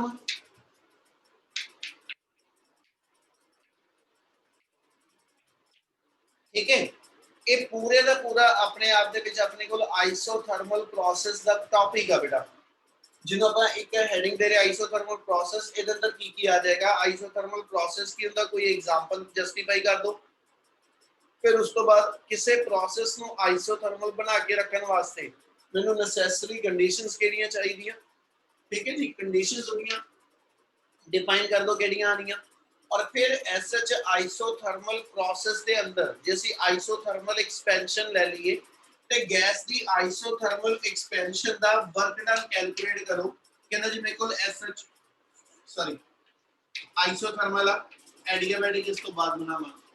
ठीक है, आइसोथर्मल एक्सपेंशन के अंदर कहना जी मेरे को एसएच ਦਾ वर्क डन की बन गया और लास्ट ਉਹਦਾ आइसोथर्म प्लॉट करो। बेसिकली पुत्र जिन्हों आइसोथर्म कहना पे एदी थां ते दूजा वर्ड जेड़ा होएगा that's called as a indicator diagram. Basically we have to plot a graph between pressure and volume. We have to plot a graph between pressure and volume to define the given state of the substance, है ना। तो जेड़ा pressure ते volume दा graph होएगा उन्हों सी नाम दे देने कि भी वो इंडिकेटर डायग्राम। क्या इन्नी गल समझ लगी क्वेश्चन की हैगा? Yes, sir. चलो ਹੁਣ ਇਹਦੇ Yes, ਵਿੱਚ sir. ਸ਼ੁਰੂ ਕਰ ਰਹੇ ਹਾਂ। ਇਸ ਥਾਂ ਤੋਂ ਸਭ ਤੋਂ ਪਹਿਲਾ ਵਰਡ ਲੈ ਕੇ ਕਹਿੰਦਾ ਆਈਸੋਥਰਮਲ ਪ੍ਰੋਸੈਸ ਕਿਹਨੂੰ ਕਹਿੰਦੇ ਆ? ਸੇਮ ਵਰਡ ਰਿਪੀਟ ਕਰਾਂਗਾ। a process in which there is a change in a process in which there is a change in pressure, volume and heat energy of the system without any change in temperature of the system। ਤੇ definition ਆਪਣੇ ਕੋਲੋਂ create ਕਰ ਸਕਦੇ ਹੋ ਕਿ ਜਿਸ system ਦੇ ਅੰਦਰ ਟੈਂਪਰੇਚਰ ਨੂੰ ਛੱਡ ਕੇ ਬਾਕੀ ਸਾਰੇ ਵੇਰੀਏਬਲ 'ਚ ਚੇਂਜ ਆਉਂਦੀ ਹੋਵੇ, ਉਹਦਾ ਪ੍ਰੈਸ਼ਰ ਚੇਂਜੇਬਲ ਹੋਵੇ, ਉਹਦਾ ਵੋਲੀਅਮ ਚੇਂਜੇਬਲ ਹੋਵੇ, ਉਹਦੀ ਹੀਟ ਕੰਟੈਂਟ ਚੇਂਜੇਬਲ ਹੋਣ। ਬਟ ਜੇ ਨਹੀਂ ਚੇਂਜ ਹੋਵੇ ਤੇ ਕੀ ਨਹੀਂ ਚੇਂਜ ਹੋਣਾ ਚਾਹੀਦਾ? Temperature. ਟੈਂਪਰੇਚਰ। ਤੇ ਜੇ ਟੈਂਪਰੇਚਰ ਕਾਂਸਟੈਂਟ ਰੱਖ ਕੇ ਮੇਰੇ ਕੋਲ ਬਾਕੀ ਸਟੇਟ ਵੇਰੀਏਬਲਸ ਨੂੰ ਅਸੀਂ ਚੇਂਜ ਕਰ ਸਕੀਏ ਤੇ then process is to be called as an isothermal process. ਅਸੀਂ ਡਿਫਾਈਨ ਕਰ ਦਿੰਦੇ ਇਹਨੂੰ। ਜੇ ਤੋਂ ਸ਼ੁਰੂ ਕਰੀਏ, ਜਿਸ ਨੂੰ ਸ਼ੁਰੂ ਕਰੀਏ ਮਤਲਬ ਟੈਂਪਰੇਚਰ ਜਿਹੜਾ ਹੋਏਗਾ ਉਹ ਸਿਸਟਮ ਦਾ ਕਾਂਸਟੈਂਟ ਹੋਏਗਾ। ਔਰ ਜੇ ਬੇਟਾ ਟੈਂਪਰੇਚਰ ਕਾਂਸਟੈਂਟ ਆ ਤੇ ਚੇਂਜ ਇਨ ਟੈਂਪਰੇਚਰ ਜਿਹੜਾ ਹੋਏਗਾ, dt meant for change in temperature। ठीक है, तो कहना जी चेंज इन टेंपरेचर की वैल्यू 0 होएगी। ये निकल clear? Yes, yes sir. sir, Yes, sir. और इस अच्छा। प्रोसेस ਦੇ ਅੰਦਰ एक फार्मूला ले रहे हैं। कुछ चीज़ां 7th चैप्टर चो विच लोड पैगी, वो नालों नाल दसदा चलांगा की आ। और सेम चीज़ तुसीं 9th च भी पढ़ी है। ਆਪਾਂ 9th ਵਿੱਚ ਪੜਿਆ ਇੱਕ ਰਿਲੇਸ਼ਨ ਕਿ ਜਦੋਂ ਕਿਸੇ ਬਾਡੀ ਨੂੰ ਹੀਟ ਕਰਦੇ ਆ, ਜਦੋਂ ਕਿਸੇ ਬਾਡੀ ਨੂੰ ਅਸੀਂ ਹੀਟ ਕਰਦੇ ਆ ਹੈਨਾ, ਤੇ ਉਹਦਾ ਟੈਂਪਰੇਚਰ ਜਾਂ ਉਹਦੀ ਸਟੇਟ ਚੇਂਜ ਹੁੰਦੀ ਹੈ। ਤੇ ਜੇ ਹੀਟ ਕਰਨ ਨਾਲ ਟੈਂਪਰੇਚਰ ਚੇਂਜ ਹੁੰਦਾ ਹੋਵੇ ਤੇ ਅਸੀਂ ਆ ਇੱਕ ਫਾਰਮੂਲਾ ਪੜਿਆ ਵਾ Q = ms delta T। ਪਤਾ ਜੋ ਲਿਖਿਆ ਮੈਂ?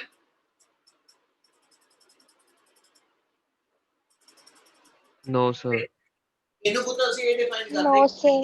ਚਲੋ ਮੈਂ ਰਿਪੀਟ ਕਰ ਰਿਹਾ ਉਸ ਚੀਜ਼ ਨੂੰ। ਅਸੀਂ ਡਿਫਾਈਨ ਇਹ ਕਰ ਰਹੇ ਹਾਂ ਕਿ ਜੇ m ਮਾਸ ਦਾ ਇੱਕ ਸਬਸਟੈਂਸ ਹੋਏਗਾ और S इस सबस्टेंस की स्पेसिफिक हीट होएगी, S इस सबस्टेंस की स्पेसिफिक हीट होएगी। पहली टर्म आ गई जिहड़ी विचों लैके आपां एक्सप्लेन करन लगे हां। वर्ड दिमाग 'च भी रखियो, लोड पैंदी रहनी आपां नूं। ਅਸੀਂ ਦੋ ਫਾਰਮੂਲੇ 9th ਵਿੱਚ ਪੜ੍ਹੇ ਸੀਗੇ ਹੀਟ ਦੇ। ਜਦੋਂ ਕਿਸੇ ਬਾਡੀ ਨੂੰ ਹੀਟ ਕਰੀਏ ਤੇ ਜੇ ਉਹਦਾ ਟੈਂਪਰੇਚਰ ਚੇਂਜ ਹੁੰਦਾ ਹੋਵੇ ਫਿਰ ਹੀਟ એનર્ਜੀ ਦਾ ਫਾਰਮੂਲਾ ms ਡੈਲਟਾ ਟੀ। ਇਹ ਹਮੇਸ਼ਾ ਲਈ ਯਾਦ ਰੱਖ ਲਓ, ਲੋਡ ਰਹਿਣੀ ਆ। ਔਰ ਜੇ ਮੇਰੇ ਕੋਲ ਕਿਸੇ ਬਾਡੀ ਨੂੰ ਮੈਂ ਹੀਟ ਕਰਾਂ, ਜਦੋਂ ਮੈਂ ਕਿਸੇ ਬਾਡੀ ਨੂੰ ਹੀਟ ਕਰਾਂ ਔਰ ਜੇ ਉਹਦੀ ਸਟੇਟ ਚੇਂਜ ਹੁੰਦੀ ਹੋਵੇ, ਟੈਂਪਰੇਚਰ ਨਹੀਂ ਚੇਂਜ ਹੁੰਦਾ ਹੋਵੇ, ਉਹਦੀ ਸਟੇਟ ਚੇਂਜ ਹੁੰਦੀ ਹੋਵੇ, ਜਿੱਦਾਂ ਵਾਟਰ ਬੋਇਲ ਹੁੰਦਾ ਪਿਆ, ਬੋਇਲਿੰਗ ਵਾਟਰ ਦਾ ਟੈਂਪਰੇਚਰ ਵੀ 100 ਡਿਗਰੀ ਹੈ ਤੇ ਜਿਹੜੀ ਸਟੀਮ ਬਣਦੀ ਪਈ ਉਹਦਾ ਟੈਂਪਰੇਚਰ ਵੀ 100 ਡਿਗਰੀ ਹੈ। ਇਹਦਾ ਮਤਲਬ ਬੋਇਲਿੰਗ ਵਾਟਰ ਤੋਂ ਸਟੀਮ ਦੇ ਵਿੱਚ ਜਦੋਂ ਸਟੇਟ ਚੇਂਜ ਹੁੰਦੀ ਆ ਤੇ ਜਿੰਨੀ ਹੀਟ ਦਿੰਨੇ ਪਏ ਉਹ ਟੈਂਪਰੇਚਰ ਨਹੀਂ ਚੇਂਜ ਕਰਾਂਦੀ, ਉਹ ਸਿਰਫ ਸਬਸਟੈਂਸ ਦੀ ਸਟੇਟ ਚੇਂਜ ਕਰਨ 'ਚ ਯੂਜ਼ ਹੁੰਦੀ ਹੈ। ਤਾਂ ਫਿਰ ਜਿਹੜੀ ਹੀਟ ਸਟੇਟ ਚੇਂਜ ਕਰਨ 'ਚ ਯੂਜ਼ ਹੋਵੇ ਉਹਦਾ ਫਾਰਮੂਲਾ Q = ml ਹੁੰਦਾ। ਔਰ ਜੇ ਸਬਸਟੈਂਸ ਦਾ ਟੈਂਪਰੇਚਰ ਚੇਂਜ ਹੁੰਦਾ ਹੋਵੇ, ਸਟੇਟ ਨਹੀਂ ਚੇਂਜ ਹੁੰਦੀ ਹੋਵੇ, ਫਿਰ Q ਦਾ ਫਾਰਮੂਲਾ ms ਡੈਲਟਾ ਟੀ। क्या पहले ये दो वर्ड समझ लगे? Yes, sir. Yes, sir. Yes, sir. L ਇਹਦੇ ਵਿੱਚ ਹੁੰਦੀ ਲੇਟੈਂਟ ਹੀਟ। ਲੇਟੈਂਟ ਹੀਟ ਜਿਹੜੀ ਸਟੇਟ ਦੀ ਚੇਂਜ ਨਾਲ ਰਿਲੇਟਡ ਆ। S ਹੁੰਦੀ ਆ ਸਪੈਸਿਫਿਕ ਹੀਟ। ਸਪੈਸਿਫਿਕ ਹੀਟ ਕਿਹਨੂੰ ਡਿਫਾਈਨ ਕਰ ਰਹੇ ਆ? Amount of heat energy required to increase the temperature of 1 gram of a substance through 1 degree. ਤੁਹਾਡੇ ਕੋਲ ਕੋਈ ਵੀ ਇੱਕ ਬਾਡੀ ਗਿਵਨ ਆ, ਕੋਈ ਵੀ ਬਾਡੀ ਗਿਵਨ ਆ, ਮੰਨ ਲਓ ਮੇਰੇ ਕੋਲ ਆ ਇੱਕ ਬਾਡੀ ਹੈ ਤੇ 10 ਗ੍ਰਾਮ ਇਹਦਾ ਮਾਸ ਆ, ਠੀਕ ਹੈ। ਜੇ ਮੈਂ ਇਹਦਾ ਐਸਾ ਇੱਕ ਛੋਟਾ ਜਿਹਾ ਪਾਰਟ ਲੈ ਲਾ ਜਿਹੜਾ 1 ਗ੍ਰਾਮ ਦਾ, ਇਹਦਾ ਟੈਂਪਰੇਚਰ ਇਸ ਵੇਲੇ ਮੰਨ ਲਓ ਜੀ ਮੇਰੇ ਕੋਲ ਜਿਹੜਾ 15 ਡਿਗਰੀ ਆ, ਠੀਕ ਹੈ, 15 ਡਿਗਰੀ ਸੈਲਸੀਅਸ ਇਹਦਾ ਟੈਂਪਰੇਚਰ ਆ। ਮੈਂ ਇਹਨੂੰ ਹੀਟ ਦੇਣੀ ਸ਼ੁਰੂ ਕੀਤੀ, ਹੀਟ ਦੇ ਕੇ ਇਹਦਾ ਟੈਂਪਰੇਚਰ 15 ਤੋਂ 16 ਕਰਨਾ, ठीक है। ਇਹਦਾ ਟੈਂਪਰੇਚਰ 22 ਡਿਗਰੀ ਆ, 22 ਤੋਂ 23 ਕਰਨਾ, 47 ਆ, 48 ਕਰਨਾ। ਮਤਲਬ ਕਿਸੇ ਵੀ 1 ਗ੍ਰਾਮ ਸਬਸਟੈਂਸ ਦਾ, ਕਿਸੇ ਵੀ 1 ਗ੍ਰਾਮ ਸਬਸਟੈਂਸ ਦਾ ਜੇ ਮੈਂ 1 ਡਿਗਰੀ ਟੈਂਪਰੇਚਰ ਚੇਂਜ ਕਰਾਣਾ, ਇਸ ਪ੍ਰੋਸੈਸ ਚ ਜਿੰਨੀ ਅਮਾਉਂਟ ਆਫ ਹੀਟ એનર્ਜੀ ਇਹਨੂੰ ਸਪਲਾਈ ਕਰਾਂਗਾ ਉਹ ਇਸ ਸਬਸਟੈਂਸ ਦੀ ਸਪੈਸਿਫਿਕ ਹੀਟ ਹੋਏਗੀ। ਗੱਲ ਸਮਝ ਆਈ? Yes, sir. yes sir, specific heat ਦੀ definition ਸਮਝ ਲੱਗੀ? amount of heat energy to increase the temperature of 1 gram of a substance through 1 degree. ਕਿੰਨੀ ਗੱਲ clear ਆ? Yes, Yes, sir. sir. Yes, Yes. sir. water ਦੀ specific heat ਲਿਖੀ ਹੈ ਹਨਾ? amount of heat energy required to increase the temperature of 1 gram through 1 degree. ਹੁਣ ਇਸੇ line ਦੇ base ਤੇ ਜੇ ਮੈਂ ਵਾਟਰ ਦੇ ਯੂਨਿਟ ਬੋਲਾਂ ਤੇ ਬੇਟਾ ਵਾਟਰ ਦੀ ਸਪੈਸਿਫਿਕ ਹੀਟ ਅਸੀਂ ਲੈਂਦੇ ਆ 1 ਕੈਲੋਰੀ ਪਰ ਗ੍ਰਾਮ ਪਰ ਡਿਗਰੀ ਸੈਲਸੀਅਸ। ਇਹਦਾ ਮਤਲਬ ਦੇਖੋ ਕੀ ਆ ਕਿ ਜੇ ਮੈਂ ਵਾਟਰ ਦਾ 1 ਗ੍ਰਾਮ ਲਵਾਂ, 1 ਗ੍ਰਾਮ ਮੇਰੇ ਕੋਲ ਵਾਟਰ ਗਿਵਨ ਹੋਵੇ, ਉਹਦਾ ਟੈਂਪਰੇਚਰ ਜਿੰਨਾ ਵੀ ਹੈਗਾ ਮੈਂ ਉਹਦਾ 1 ਡਿਗਰੀ ਸੈਲਸੀਅਸ ਟੈਂਪਰੇਚਰ ਚੇਂਜ ਕਰਨਾ ਤੇ 1 ਡਿਗਰੀ ਸੈਲਸੀਅਸ ਪਾਣੀ ਦੇ 1 ਗ੍ਰਾਮ ਦਾ ਟੈਂਪਰੇਚਰ ਚੇਂਜ ਕਰਨ ਲਈ ਮੈਨੂੰ 1 ਕੈਲੋਰੀ ਹੀਟ એનર્ਜੀ ਚਾਹੀਦੀ ਆ। ਠੀਕ ਹੈ, ਜੇ ਮੈਂ ਕੈਲੋਰੀ ਚ ਨਾ ਲਿਖ ਕੇ ਇਹਨੂੰ ਜਾਊਲ ਚ ਚੇਂਜ ਕਰਾਂ ਤੇ ਮੈਂ ਇਦਾਂ ਬੋਲਾਂਗਾ 4.2 ਜਾਊਲ ਪਰ ਗ੍ਰਾਮ ਪਰ ਡਿਗਰੀ ਸੈਲਸੀਅਸ। ਇਹਦਾ ਮਤਲਬ ਜੇ ਮੇਰੇ ਕੋਲ ਇੱਕ ਕੰਟੇਨਰ ਦੇ ਵਿੱਚ 1 ਗ੍ਰਾਮ ਵਾਟਰ ਹੋਵੇ, ਜੇ ਕੰਟੇਨਰ ਚ 1 ਗ੍ਰਾਮ ਵਾਟਰ ਹੋਵੇ ਤੇ ਉਹਦਾ ਮੈਂ ਟੈਂਪਰੇਚਰ 1 ਡਿਗਰੀ ਸੈਲਸੀਅਸ ਅੱਗੇ ਨਾਲ ਚੇਂਜ ਕਰਾਣਾ ਤੇ ਮੈਂ ਉਹਨੂੰ 4.2 ਜਾਊਲ એનર્ਜੀ ਦਵਾਂਗਾ। ਇੰਨੀ ਗੱਲ ਸਮਝ ਲੱਗੀ? Yes, sir. Yes, sir. Celsius. ਇੰਨੀ ਗੱਲ ਸਮਝ ਲੱਗੀ ਬੇਟਾ? Yes, sir. Yes, sir. ਇਸ ਅਮਾਉਂਟ ਆਫ ਹੀਟ એનર્ਜੀ ਨੂੰ ਅਸੀਂ ਸਪੈਸਿਫਿਕ ਕਰ ਦਿੱਤਾ ਹੈ ਨਾ ਕਿ ਵਾਟਰ ਦੇ 1 ਗ੍ਰਾਮ ਲਈ 4.2 ਜਾਊਲ એનર્ਜੀ ਜਿਹੜੀ ਚਾਹੀਦੀ, ਫਿਰ ਉਹਦਾ ਟੈਂਪਰੇਚਰ 1 ਡਿਗਰੀ ਚੇਂਜ ਹੁੰਦਾ ਤੇ ਇਹ ਬੇਟਾ ਵਾਟਰ ਦੀ ਸਪੈਸਿਫਿਕ ਹੀਟ। ਇੰਨੀ ਗੱਲ clear? Yes, sir. Yes, sir. ਵਾਪਸ ਆਪਣੀ ਗੱਲ ਤੇ ਆ ਰਿਹਾ। ਇਹਦਾ ਮਤਲਬ ਇਹ ਹੋ ਗਿਆ ਕਿ ਜਦੋਂ ਅਸੀਂ ਆਈਸੋਥਰਮਲ ਪ੍ਰੋਸੈਸ ਲਵਾਂਗੇ, ਕਿਆ ਆਈਸੋਥਰਮਲ ਚ ਟੈਂਪਰੇਚਰ ਚੇਂਜ ਹੁੰਦਾ? No, sir. ਨਹੀਂ। ਇਹਦਾ ਮਤਲਬ ਆਈਸੋਥਰਮਲ ਪ੍ਰੋਸੈਸ ਦੇ ਅੰਦਰ ਜੇ ਮੈਂ ਇਥੋਂ S ਨੂੰ ਡਿਫਾਈਨ ਕਰਨਾ ਹੋਵੇ ਨਾ, ਆਈਸੋਥਰਮਲ ਪ੍ਰੋਸੈਸ ਵਾਸਤੇ ਜੇ ਮੈਂ ਸਪੈਸਿਫਿਕ ਹੀਟ ਡਿਫਾਈਨ ਕਰਨੀ ਹੋਵੇ ਤੇ ਮੇਰਾ ਫਾਰਮੂਲਾ ਇਹਨੂੰ ਵੀ ਡੈਲਟਾ Q ਲਿਖ ਲਓ ਕਿਉਂਕਿ ਇਹ ਅਮਾਉਂਟ ਚੇਂਜ ਇਨ ਹੀਟ એનર્ਜੀ ਹੈ। ਜਿੰਨੀ ਸਿਸਟਮ ਨੂੰ ਹੀਟ એનર્ਜੀ ਦਿੰਦੇ ਪਏ ਹੋ, ਜਿੰਨੀ ਉਹਦੀ ਚੇਂਜ ਕਰਾਉਂਦੇ ਪਏ, ਉਹਨੂੰ ਅਸੀਂ ਡੈਲਟਾ Q ਲਿਖ ਲਿਆ। ਤੇ ਜੇ ਮੈਂ S ਦੀ ਵੈਲਿਊ ਸਪੈਸਿਫਿਕ ਹੀਟ ਕੈਪੈਸਿਟੀ ਦੀ ਵੈਲਿਊ ਲੱਭਣੀ ਹੋਵੇ ਆਈਸੋਥਰਮਲ ਪ੍ਰੋਸੈਸ ਨੇ ਕੀ ਹੁੰਦੀ ਹੈ ਤੇ ਇਹਦਾ ਫਾਰਮੂਲਾ ਬਣ ਗਿਆ delta Q over M delta T। ਆ ਕਲੀਅਰ ਹੈ ਕਿੱਥੋਂ ਲਿਖਿਆ ਹੁਣ ਮੈਂ ਫਾਰਮੂਲਾ? Yes, sir. ਹੁਣ ਇਹਦੇ ਵਿੱਚ ਅਸੀਂ Yes, sir. ਇਹ ਪ੍ਰੋਸੈਸ ਆਈਸੋਥਰਮਲ ਆ, ਜੇ ਪ੍ਰੋਸੈਸ ਆਈਸੋਥਰਮਲ ਆ ਤੇ ਆਈਸੋਥਰਮਲ ਪ੍ਰੋਸੈਸ ਦੇ ਅੰਦਰ ਡੈਲਟਾ T 0 ਆ। ਠੀਕ ਹੈ, ਇੱਥੇ ਜੇ ਲਿਖ ਲਵਾਂ ਫॉर ਆਈਸੋਥਰਮਲ ਡੈਲਟਾ T ਯਾਨੀ ਚੇਂਜ ਇਨ ਟੈਂਪਰੇਚਰ 0। ਟੈਂਪਰੇਚਰ ਹੈਗਾ ਵਾ ਗੈਸ ਦਾ ਪਰ ਟੈਂਪਰੇਚਰ ਚੇਂਜ ਨਹੀਂ ਹੁੰਦਾ ਪਿਆ, ਇਹਨਾਂ ਦਾ ਚੇਂਜ ਇਨ ਟੈਂਪਰੇਚਰ ਮੇਰੇ ਕੋਲ 0 ਆ। ਤੇ ਜੇ ਬੇਟਾ ਆ ਟਰਮ 0 ਆ ਤੇ 1/0 ਕੀ ਹੋ ਜਾਂਦਾ ਜੀ? Infinity. ਇਨਫਿਨਿਟੀ। Infinity. ਇਹਦਾ ਮਤਲਬ ਸਪੈਸਿਫਿਕ ਹੀਟ ਜਿਹੜੀ ਹੋਏਗੀ ਉਹ ਇਨਫਾਈਨਾਈਟ ਹੋ ਜਾਊ। Yes, sir. ਸੋਚੋ ਇਹਦਾ ਮਤਲਬ ਕੀ ਹੈ ਹੁਣ?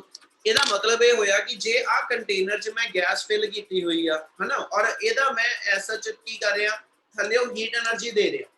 ਜੇ ਨੂੰ ਮੈਂ ਹੀਟ એનર્ਜੀ ਦੇ ਰਿਹਾ ਤੇ ਹੀਟ એનર્ਜੀ ਨਾਲ ਤੇ ਇਹਦਾ ਟੈਂਪਰੇਚਰ ਵਧੇਗਾ। ਪਰ ਜੇ ਮੈਂ ਪ੍ਰੋਸੈਸ ਆਈਸੋਥਰਮਲ ਬਣਾ ਕੇ ਰੱਖਣਾ, ਮੈਂ ਨਾਲੋਂ ਨਾਲ ਕੀ ਕਰੂੰਗਾ, ਪਿਸਟਨ ਉੱਪਰ ਨੂੰ ਚੁੱਕਣਾ ਸ਼ੁਰੂ ਕਰਾਂ। ਜਿੰਨੀ ਕੁ ਹੀਟ ਥੱਲੇੋਂ ਲੈ ਕੇ ਇਹ ਆਪਣਾ ਟੈਂਪਰੇਚਰ ਗੈਸ ਵਧਾਏਗੀ ਤੇ ਜੇ ਮੈਂ ਉਨੀ ਕੁ ਹੀ ਨਾਲੋਂ ਨਾਲ ਐਕਸਪੈਂਸ਼ਨ ਕਰੀ ਚੱਲਾਂ ਤੇ ਉਹਨਾਂ ਕੁ ਹੀ ਵੋਲੀਅਮ ਦੇ ਐਕਸਪੈਂਡ ਕਰਨ ਕਰਕੇ ਟੈਂਪਰੇਚਰ ਫਾਲ ਵੀ ਕਰਦਾ ਜਾਊ। Yes, sir. Yes, sir. ਇਹਦਾ ਮਤਲਬ ਜੇ ਇਨਕਰੀਜ਼ ਆਫ ਟੈਂਪਰੇਚਰ ਤੇ ਡਿਕਰੀਜ਼ ਆਫ ਟੈਂਪਰੇਚਰ ਦੋਨੋਂ ਦੇ ਦੋਨੋਂ ਪ੍ਰੋਸੈਸ ਬਰਾਬਰ ਦੀ ਸਪੀਡ ਤੇ ਚੱਲਦੇ ਹੋਏ ਕਿਆ ਗੈਸ ਦਾ ਟੈਂਪਰੇਚਰ ਚੇਂਜ ਹੁੰਦਾ ਰਹੂਗਾ? No, sir. ਨਹੀਂ। No, No, sir. sir. ਇਹਦਾ ਮਤਲਬ ਹੈ ਤੁਸੀਂ ਫਿਰ ਜਿੰਨੀ ਮਰਜ਼ੀ ਹੀਟ ਦੇਈ ਚੱਲੋ, ਜਿੰਨੀ ਮਰਜ਼ੀ ਹੀਟ ਦੇਈ ਚੱਲੋ, ਇਹਦਾ ਟੈਂਪਰੇਚਰ ਵਧਣਾ ਹੀ ਨਹੀਂ, ਇਹਦਾ ਟੈਂਪਰੇਚਰ ਚੇਂਜ ਹੀ ਨਹੀਂ ਹੋਣਾ। ਇਹਦਾ ਮਤਲਬ ਫਿਰ ਇਹ ਕਿੰਨੀ ਹੀਟ ਲਏਗਾ ਸਿਸਟਮ ਕਿ 1 ਡਿਗਰੀ ਟੈਂਪਰੇਚਰ ਵਧਾ ਲਵੇ? Specific heat. ਬੇਟੇ ਕਿੰਨੀ ਅਮਾਉਂਟ ਆਫ ਹੀਟ ਲੈ ਕੇ ਇਹਦਾ ਟੈਂਪਰੇਚਰ 1 ਡਿਗਰੀ ਵਧੂਗਾ? ਕਿਆ ਵੱਧ ਪਾਏਗਾ ਇਹਦਾ ਟੈਂਪਰੇਚਰ 1 ਡਿਗਰੀ? No, sir. नहीं No, sir. sir. ਇਹਦਾ ਟੈਂਪਰੇਚਰ बढ़ेगा ही नहीं. ਇਹਦਾ ਮਤਲਬ ਤੁਸੀਂ ਇਹਨੂੰ ਇਨਫਾਈਨਾਈਟ ਅਮਾਉਂਟ ਆਫ ਹੀਟ ਦਿੰਦੇ ਪਏ ਹੋ। ਤੁਸੀਂ ਇਨਫਾਈਨਾਈਟ ਹੀਟ ਦੇ ਦਿਓ, ਇਹਦਾ ਟੈਂਪਰੇਚਰ ਨਹੀਂ ਉਹ ਵਧਣਾ। ਇਹਦਾ ਮਤਲਬ ਇਹ ਹੋ ਗਿਆ ਕਿ ਜਿਹੜੀ ਸਪੈਸਿਫਿਕ ਹੀਟ ਇਹ ਦੱਸਦੀ 1 ਡਿਗਰੀ ਟੈਂਪਰੇਚਰ ਵਧਾਉਣ ਲਈ ਕਿੰਨੀ ਹੀਟ ਚਾਹੀਦੀ ਆ? ਮੈਂ ਕਿਹਾ ਇਨਫਾਈਨਾਈਟ ਚਾਹੀਦੀ ਹੈ। ਇਹਦਾ ਮਤਲਬ ਜੇ ਪ੍ਰੋਸੈਸ ਮੇਰਾ ਆਈਸੋਥਰਮਲ ਹੋਏਗਾ ਤੇ ਆਈਸੋਥਰਮਲ ਪ੍ਰੋਸੈਸ ਦੇ ਅੰਦਰ ਟੈਂਪਰੇਚਰ ਦੀ ਚੇਂਜ ਨਹੀਂ ਆਣੀ, ਜਿਹਦੇ ਕਰਕੇ ਇਹਦੀ ਸਪੈਸਿਫਿਕ ਹੀਟ ਕੈਪੈਸਿਟੀ ਇਨਫਾਈਨਾਈਟ ਆਊ। क्या आ चीज समझ लगी? Yes, Yes. sir. Yes, sir. ये चीज ਆਪਾਂ ਨੂੰ ਇੰਡੀਵਿਜੂਅਲੀ ਪੁੱਛ ਸਕਦੇ ਆ। How will you justify that कि specific heat capacity in isothermal process to be an infinite? ਕੀ ਮਤਲਬ ਇਹਦਾ? ਫਿਰ ਤੁਸੀਂ ਆ ਚੀਜ਼ ਐਕਸਪਲੇਨ ਕਰੋਗੇ ਜੋ ਦੱਸਦਾ ਪਿਆ ਕਿ ਵੀ ਤੁਸੀਂ ਕੰਟੇਨਰ ਨੂੰ ਹੀਟ ਦਿੰਦੇ ਪਏ ਸੀ, ਟੈਂਪਰੇਚਰ ਵਧਣਾ ਸੀ, ਪਰ ਨਾਲੋਂ ਨਾਲ ਜੇ ਅਸੀਂ ਐਕਸਪੈਂਸ਼ਨ ਕਰਦੇ ਚਲੇ ਗਏ ਤੇ ਟੈਂਪਰੇਚਰ ਨਹੀਂ ਉਹਦਾ ਵਧਣਾ। ਮਤਲਬ ਜਿੰਨੀ ਮਰਜ਼ੀ ਹੀਟ ਦੇਈ ਚੱਲੋ ਉਹਦਾ ਟੈਂਪਰੇਚਰ ਇਨਕਰੀਜ਼ ਨਹੀਂ ਹੋ ਪਾਏਗਾ। It means specific heat under isothermal condition become to be an infinite. Clear है गल जी? Yes. Yes, sir. फिर वापस हम इसे गल ते आ रहे हैं। कहना जी अपने को एसएच पहली डेफिनेशन हो गई कि आइसोथर्मल प्रोसेस की हुंदा वा।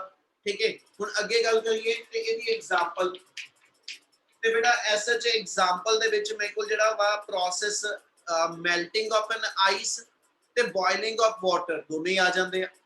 ਹੁਣ ਜੇ ਆ ਆਈਸ ਦਾ ਪੀਸ ਆ ਹਨਾ, ਹੈ ਤਾਂ ਚੌਕ ਦਾ ਹੀ ਆ।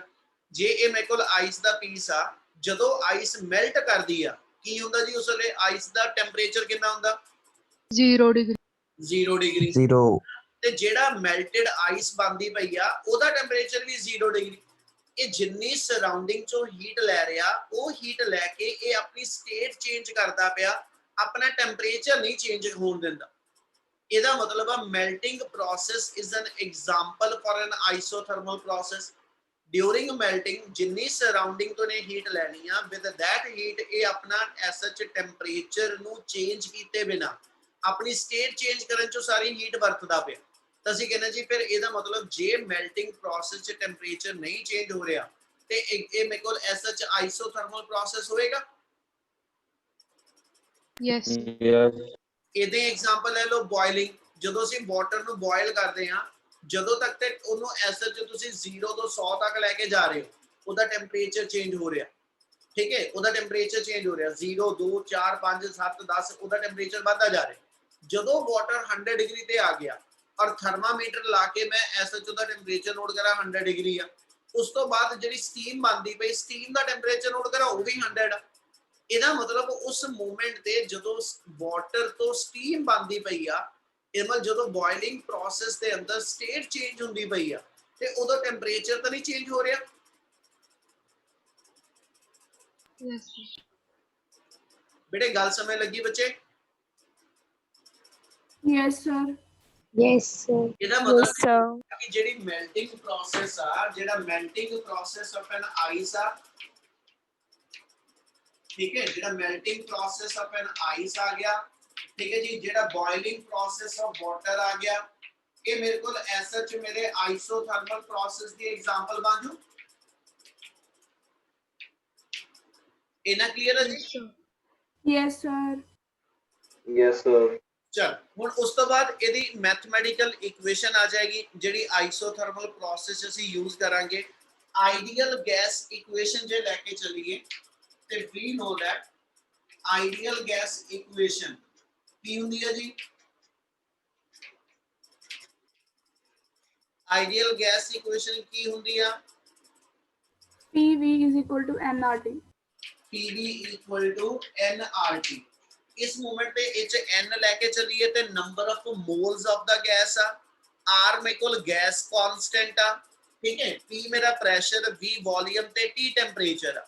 ਆਪਾਂ ਕਹਿ ਰਹੇ ਕਿ ਸਿਸਟਮ ਦੇ ਅੰਦਰ ਇਸ ਵੇਲੇ ਕੀ ਹੋ ਰਿਹਾ, ਪ੍ਰੈਸ਼ਰ ਵੀ ਚੇਂਜ ਹੋ ਰਿਹਾ ਜਦੋਂ ਐਕਸਪੈਂਡ ਕਰਦੇ ਹੋ, ਜਦੋਂ ਕੰਪਰੈਸ ਕਰਦੇ ਪਏ ਹੋ ਪ੍ਰੈਸ਼ਰ ਇਨਕਰੀਜ਼ ਪ੍ਰੈਸ਼ਰ ਡਿਕਰੀਜ਼ ਹੋ ਰਿਹਾ, ਇਹਦੇ ਵੋਲਿਊਮ ਇਨਕਰੀਜ਼ ਵੋਲਿਊਮ ਡਿਕਰੀਜ਼ ਹੋ ਰਿਹਾ। ਇਮਲ P ਵੀ ਚੇਂਜੇਬਲ ਆ, V ਵੀ ਚੇਂਜੇਬਲ ਆ, ਬਟ N ਗਿਵਨ ਗੈਸ ਦੇ ਨੰਬਰ ਆਫ ਮੋਲ ਫਿਕਸ ਆ। ਜਿਹੜੀ ਕੰਟੇਨਰ ਚ ਗੈਸ ਫਿਲ ਕਰਕੇ ਮੈਂ ਕੰਪਰੈਸ਼ਨ ਐਕਸਪੈਂਸ਼ਨ ਕਰਦਾ ਪਿਆ ਉਹ ਚ ਗੈਸ ਦੇ ਮੋਲ ਨਹੀਂ ਚੇਂਜ ਹੋ ਰਹੇ। ਇਮਲ ਨੰਬਰ ਆਫ ਮੋਲਸ ਉਹਦੇ ਕਾਂਸਟੈਂਟ ਆ, गैस कांस्टेंट भी फिक्स आ और क्योंकि प्रोसेस आइसोथर्मल आ इसलिए टेंपरेचर भी कांस्टेंट आ।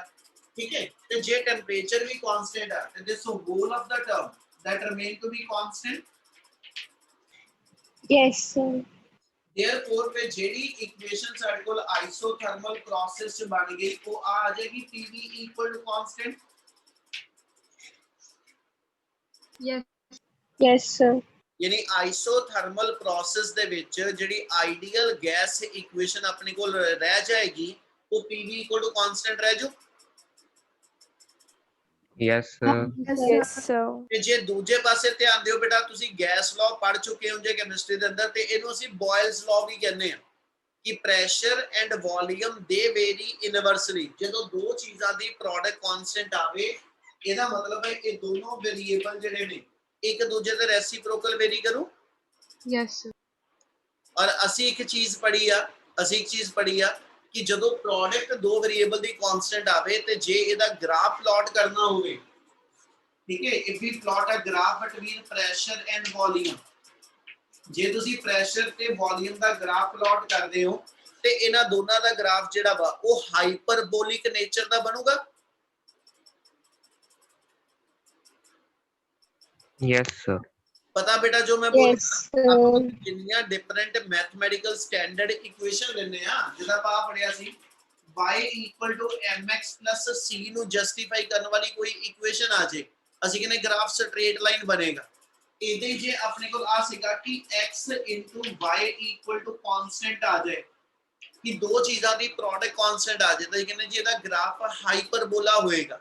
ਯਾਨੀ ਜੇ ਪ੍ਰੈਸ਼ਰ ਤੇ ਵੋਲਿਊਮ ਦਾ ਗ੍ਰਾਫ ਪਲਾਟ ਕਰਾਂ ਤੇ ਇਹਦਾ ਗ੍ਰਾਫ ਕੁਝ ਮੇਰੇ ਕੋਲ ਇਸ ਵੇ ਨਾਲ ਬਣ ਕੇ ਆਏਗਾ ਜਿਹੜਾ ਮੈਨੂੰ ਇਹ ਸ਼ੋ ਕਰਦਾ ਪਿਆ ਕਿ ਜੇ ਪ੍ਰੈਸ਼ਰ ਮੇਰੇ ਕੋਲ ਗੈਸ ਦਾ ਜੇ ਆ ਸਟੇਟਸ ਦਿਖਾਵੋ ਤੇ ਅਸੀਂ ਸ਼ੋ ਆਫ ਕਰ ਰਹੇ ਕਿ ਜਿੱਦਾਂ ਜਿੱਦਾਂ ਵੋਲਿਊਮ ਇਨਕਰੀਜ਼ ਕਰਦਾ ਜਾਏਗਾ at the same time the pressure will going on decreasing. Yes, sir. ਇਹਦਾ ਮਤਲਬ ਪ੍ਰੈਸ਼ਰ ਤੇ ਵੋਲਿਊਮ ਇੱਕ ਦੂਜੇ ਦੇ ਕਿੱਦਾਂ ਵੇਰੀ ਕਰਨੇ ਜੀ Reciprocal. Inversely. Reciprocal। ਇਹਦਾ ਮਤਲਬ ਜੇ ਮੈਂ ਆ ਗ੍ਰਾਫ ਨੂੰ ਇਸ ਵੇ ਨਾਲ ਪੜਦਾ ਹੋਵਾਂ ਇਸ ਵੇਲੇ ਐਰੋ ਡਾਊਨ ਦਿਖਾ ਕੇ ਤੇ ਇਹਦਾ ਮਤਲਬ ਸਾਡੇ ਕੋਲ ਗੈਸ ਦਾ ਵੋਲਿਊਮ ਇਨਕਰੀਜ਼ ਕਰ ਰਿਹਾ ਪ੍ਰੈਸ਼ਰ ਉਹਦਾ ਡਿਕਰੀਜ਼ ਕਰਦਾ ਪਿਆ। ਇਹ ਫਿਰ ਗੈਸ ਦੀ ਐਕਸਪੈਂਸ਼ਨ ਸ਼ੋ ਕਰੂ। ਜੇ ਮੈਂ ਪਿਸਟਨ ਨੂੰ ਉੱਪਰ ਚੁੱਕੀ ਜਾਂਦਾ ਪਿਆ ਤੇ ਮੇਰੇ ਕੋਲ ਕੰਟੇਨਰ ਦੇ ਅੰਦਰ ਕੀ ਹੋ ਰਿਹਾ ਵੋਲਿਊਮ ਅੱਗੇ ਨਾਲੋਂ ਇਨਕਰੀਜ਼ ਹੁੰਦਾ ਜਾ ਰਿਹਾ। Yes, sir. ਤੇ ਜੇ ਵੋਲਿਊਮ ਇਨਕਰੀਜ਼ ਹੋ ਰਿਹਾ ਤੇ ਇਹਦੇ ਅੰਦਰ ਗੈਸ ਦਾ ਪ੍ਰੈਸ਼ਰ ਜਿਹੜਾ ਵਾ ਉਹ ਅੱਗੇ ਨਾਲੋਂ ਡਿਕਰੀਜ਼ ਹੋ ਰਿਹਾ। Yes, sir. Yes, sir. ਵੇ ਨਿਆਣਿਓ ਰਿਸਪੌਂਡ ਕਰਨ ਵਾਲੇ ਨਿਆਣੇ ਘਟ ਗਏ ਆ ਆਪਣੇ ਆਪ ਨੂੰ ਐਕਟਿਵ ਕਰਕੇ Yes, ਬੈਠੋ। sir. ਇਹਦਾ ਮਤਲਬ ਜਦੋਂ ਤੁਸੀਂ ਗੈਸ ਨੂੰ ਐਕਸਪੈਂਡ ਕਰਦੇ ਪਏ ਵੋਲਿਊਮ ਵੱਧ ਰਿਹਾ ਤੇ ਪ੍ਰੈਸ਼ਰ ਘਟਦਾ ਪਿਆ ਜੀ। Yes, sir. Yes, sir. ਦੀ ਐਕਸਪੈਂਸ਼ਨ ਪ੍ਰੋਸੈਸ ਹੋਏਗੀ। Yes, sir. Yes, Yes, ਤੇ ਐਸਾ ਚ ਪਿਸਟਨ ਡਾਊਨ ਲੈ ਕੇ ਆਂਦਾ ਹੋਵਾਂ ਤੇ ਇਸ ਵੇਲੇ ਮੇਰੇ ਕੋਲ ਵੋਲਿਊਮ ਅੱਗੇ ਨਾਲੋਂ ਡਿਕਰੀਜ਼ ਹੁੰਦਾ ਜਾਏਗਾ। Yes, sir. Yes, pressure sir. Decrease ਕਰੇਗਾ। ਇਹਦਾ ਮਤਲਬ ਜੇ ਐਰੋ ਡਾਊਨ ਲਾ ਕੇ ਚੱਲਾਂਗਾ ਇਸ ਕਰਵ ਦੇ ਉੱਤੇ ਤੇ ਇਹ ਐਕਸਪੈਂਸ਼ਨ ਦੀ ਕਰਵ ਆ ਤੇ ਜੇ ਐਰੋ ਇਹਦੇ ਤੇ ਅਪਵਰਡ ਲਾ ਕੇ ਚੱਲਾਂਗਾ ਤੇ that will show ਦਾ ਕਹਿੰਦਾ ਜੀ ਕੰਪਰੈਸ਼ਨ ਆਫ ਦਾ ਕਰਵ। ਇਹਦਾ ਮਤਲਬ ਇਹ ਮੈਨੂੰ ਕੰਪਰੈਸ਼ਨ ਕਰਵ ਬਣੂ ਆ ਮੇਰੀ ਐਕਸਪੈਂਸ਼ਨ ਕਰਵ ਬਣੂ ਪਰ ਦੋਨਾਂ ਹੀ ਪ੍ਰੋਸੈਸ ਦੇ ਅੰਦਰ ਅਸੀਂ ਗੈਸ ਦਾ ਟੈਂਪਰੇਚਰ ਕਾਂਸਟੈਂਟ ਰੱਖਿਆ ਪ੍ਰੈਸ਼ਰ ਤੇ ਵੋਲਿਊਮ ਇੱਕ ਦੂਜੇ ਨਾਲ ਵੇਰੀ ਕਰਦੇ ਪਏ ਬਟ ਐਟ ਕਾਂਸਟੈਂਟ ਟੈਂਪਰੇਚਰ ਕਰਦੇ ਪਏ ਤੇ ਫਿਰ ਜਿਹੜੇ ਗ੍ਰਾਫ ਦੇ ਅੰਦਰ ਤੁਹਾਨੂੰ ਪ੍ਰੈਸ਼ਰ ਤੇ ਵੋਲਿਊਮ ਅਸੀਂ ਇੰਡੀਕੇਟ ਕਰਦੇ ਹੋਈਏ ਕਿਸੇ ਵੀ ਮੂਵਮੈਂਟ ਤੇ ਗੈਸ ਦਾ ਇਸ ਵੇਲੇ ਇੱਥੇ ਪ੍ਰੈਸ਼ਰ ਕਿੰਨਾ ਇਸ ਵੇਲੇ ਉਹਦਾ ਵੋਲਿਊਮ ਕਿੰਨਾ ਆ ਪੁਆਇੰਟ ਤੇ ਪ੍ਰੈਸ਼ਰ ਕਿੰਨਾ ਵੋਲਿਊਮ ਕਿੰਨਾ ਇਹ ਇੰਡੀਕੇਟ ਕਰਨ ਵਾਲਾ ਗ੍ਰਾਫ ਜਿਹੜਾ ਵਾ ਇਹਨੂੰ ਇੰਡੀਕੇਟਰ ਡਾਇਗਰਾਮ ਕਹਿੰਦੇ ਆ। ਗੱਲ ਸਮਝ ਆਈ? Yes, sir. ਜਿਹੜਾ ਪ੍ਰੈਸ਼ਰ Yes, sir. ਤੇ ਵੋਲਿਊਮ ਨੂੰ ਇੰਡੀਕੇਟ ਕਰੇ ਹਨਾ ਉਹਨੂੰ ਅਸੀਂ ਇੰਡੀਕੇਟਰ ਡਾਇਗਰਾਮ ਕਹਿ ਦਾਂਗੇ। ਕਲੀਅਰ ਆ? Yes, sir. Sir. ਪਰ ਕਿਉਂਕਿ Yes, ਇਹ sir. ਗ੍ਰਾਫ ਜਿਹੜਾ ਵਾ ਕਿਉਂਕਿ ਇਹ ਗ੍ਰਾਫ ਅਸੀਂ ਕਾਂਸਟੈਂਟ ਟੈਂਪਰੇਚਰ ਤੇ ਪਲਾਟ ਕੀਤਾ ਵਾ ਔਰ ਕਾਂਸਟੈਂਟ ਟੈਂਪਰੇਚਰ ਵਾਲੇ ਪ੍ਰੋਸੈਸ ਨੂੰ ਆਈਸੋਥਰਮਲ ਕਹਿੰਦੇ ਆ ਇਸ ਲਈ ਇਸ ਗ੍ਰਾਫ ਨੂੰ ਅਸੀਂ ਆਈਸੋਥਰਮ ਵੀ ਨਾਮ ਦੇ ਦਿੰਦੇ ਆ। ਯਾਨੀ ਜਿਹੜੀ ਪ੍ਰੈਸ਼ਰ ਵੋਲਿਊਮ ਦਾ ਇੰਡੀਕੇਟਰ ਡਾਇਗਰਾਮ ਆ ਇਹਦਾ ਦੂਜਾ ਨਾਮ ਰੱਖਣਾ ਹੋਵੇ ਤੇ it is called as an isotherm. Yes, Yes, sir. sir. Clear ਇੰਨੀ ਗੱਲ ਸਾਰਿਆਂ ਨੂੰ? Yes, sir. Yes, sir. ਇੱਥੇ ਤੱਕ ਕਿਆ ਕੋਈ ਡਾਊਟ ਹੈ ਬੇਟਾ?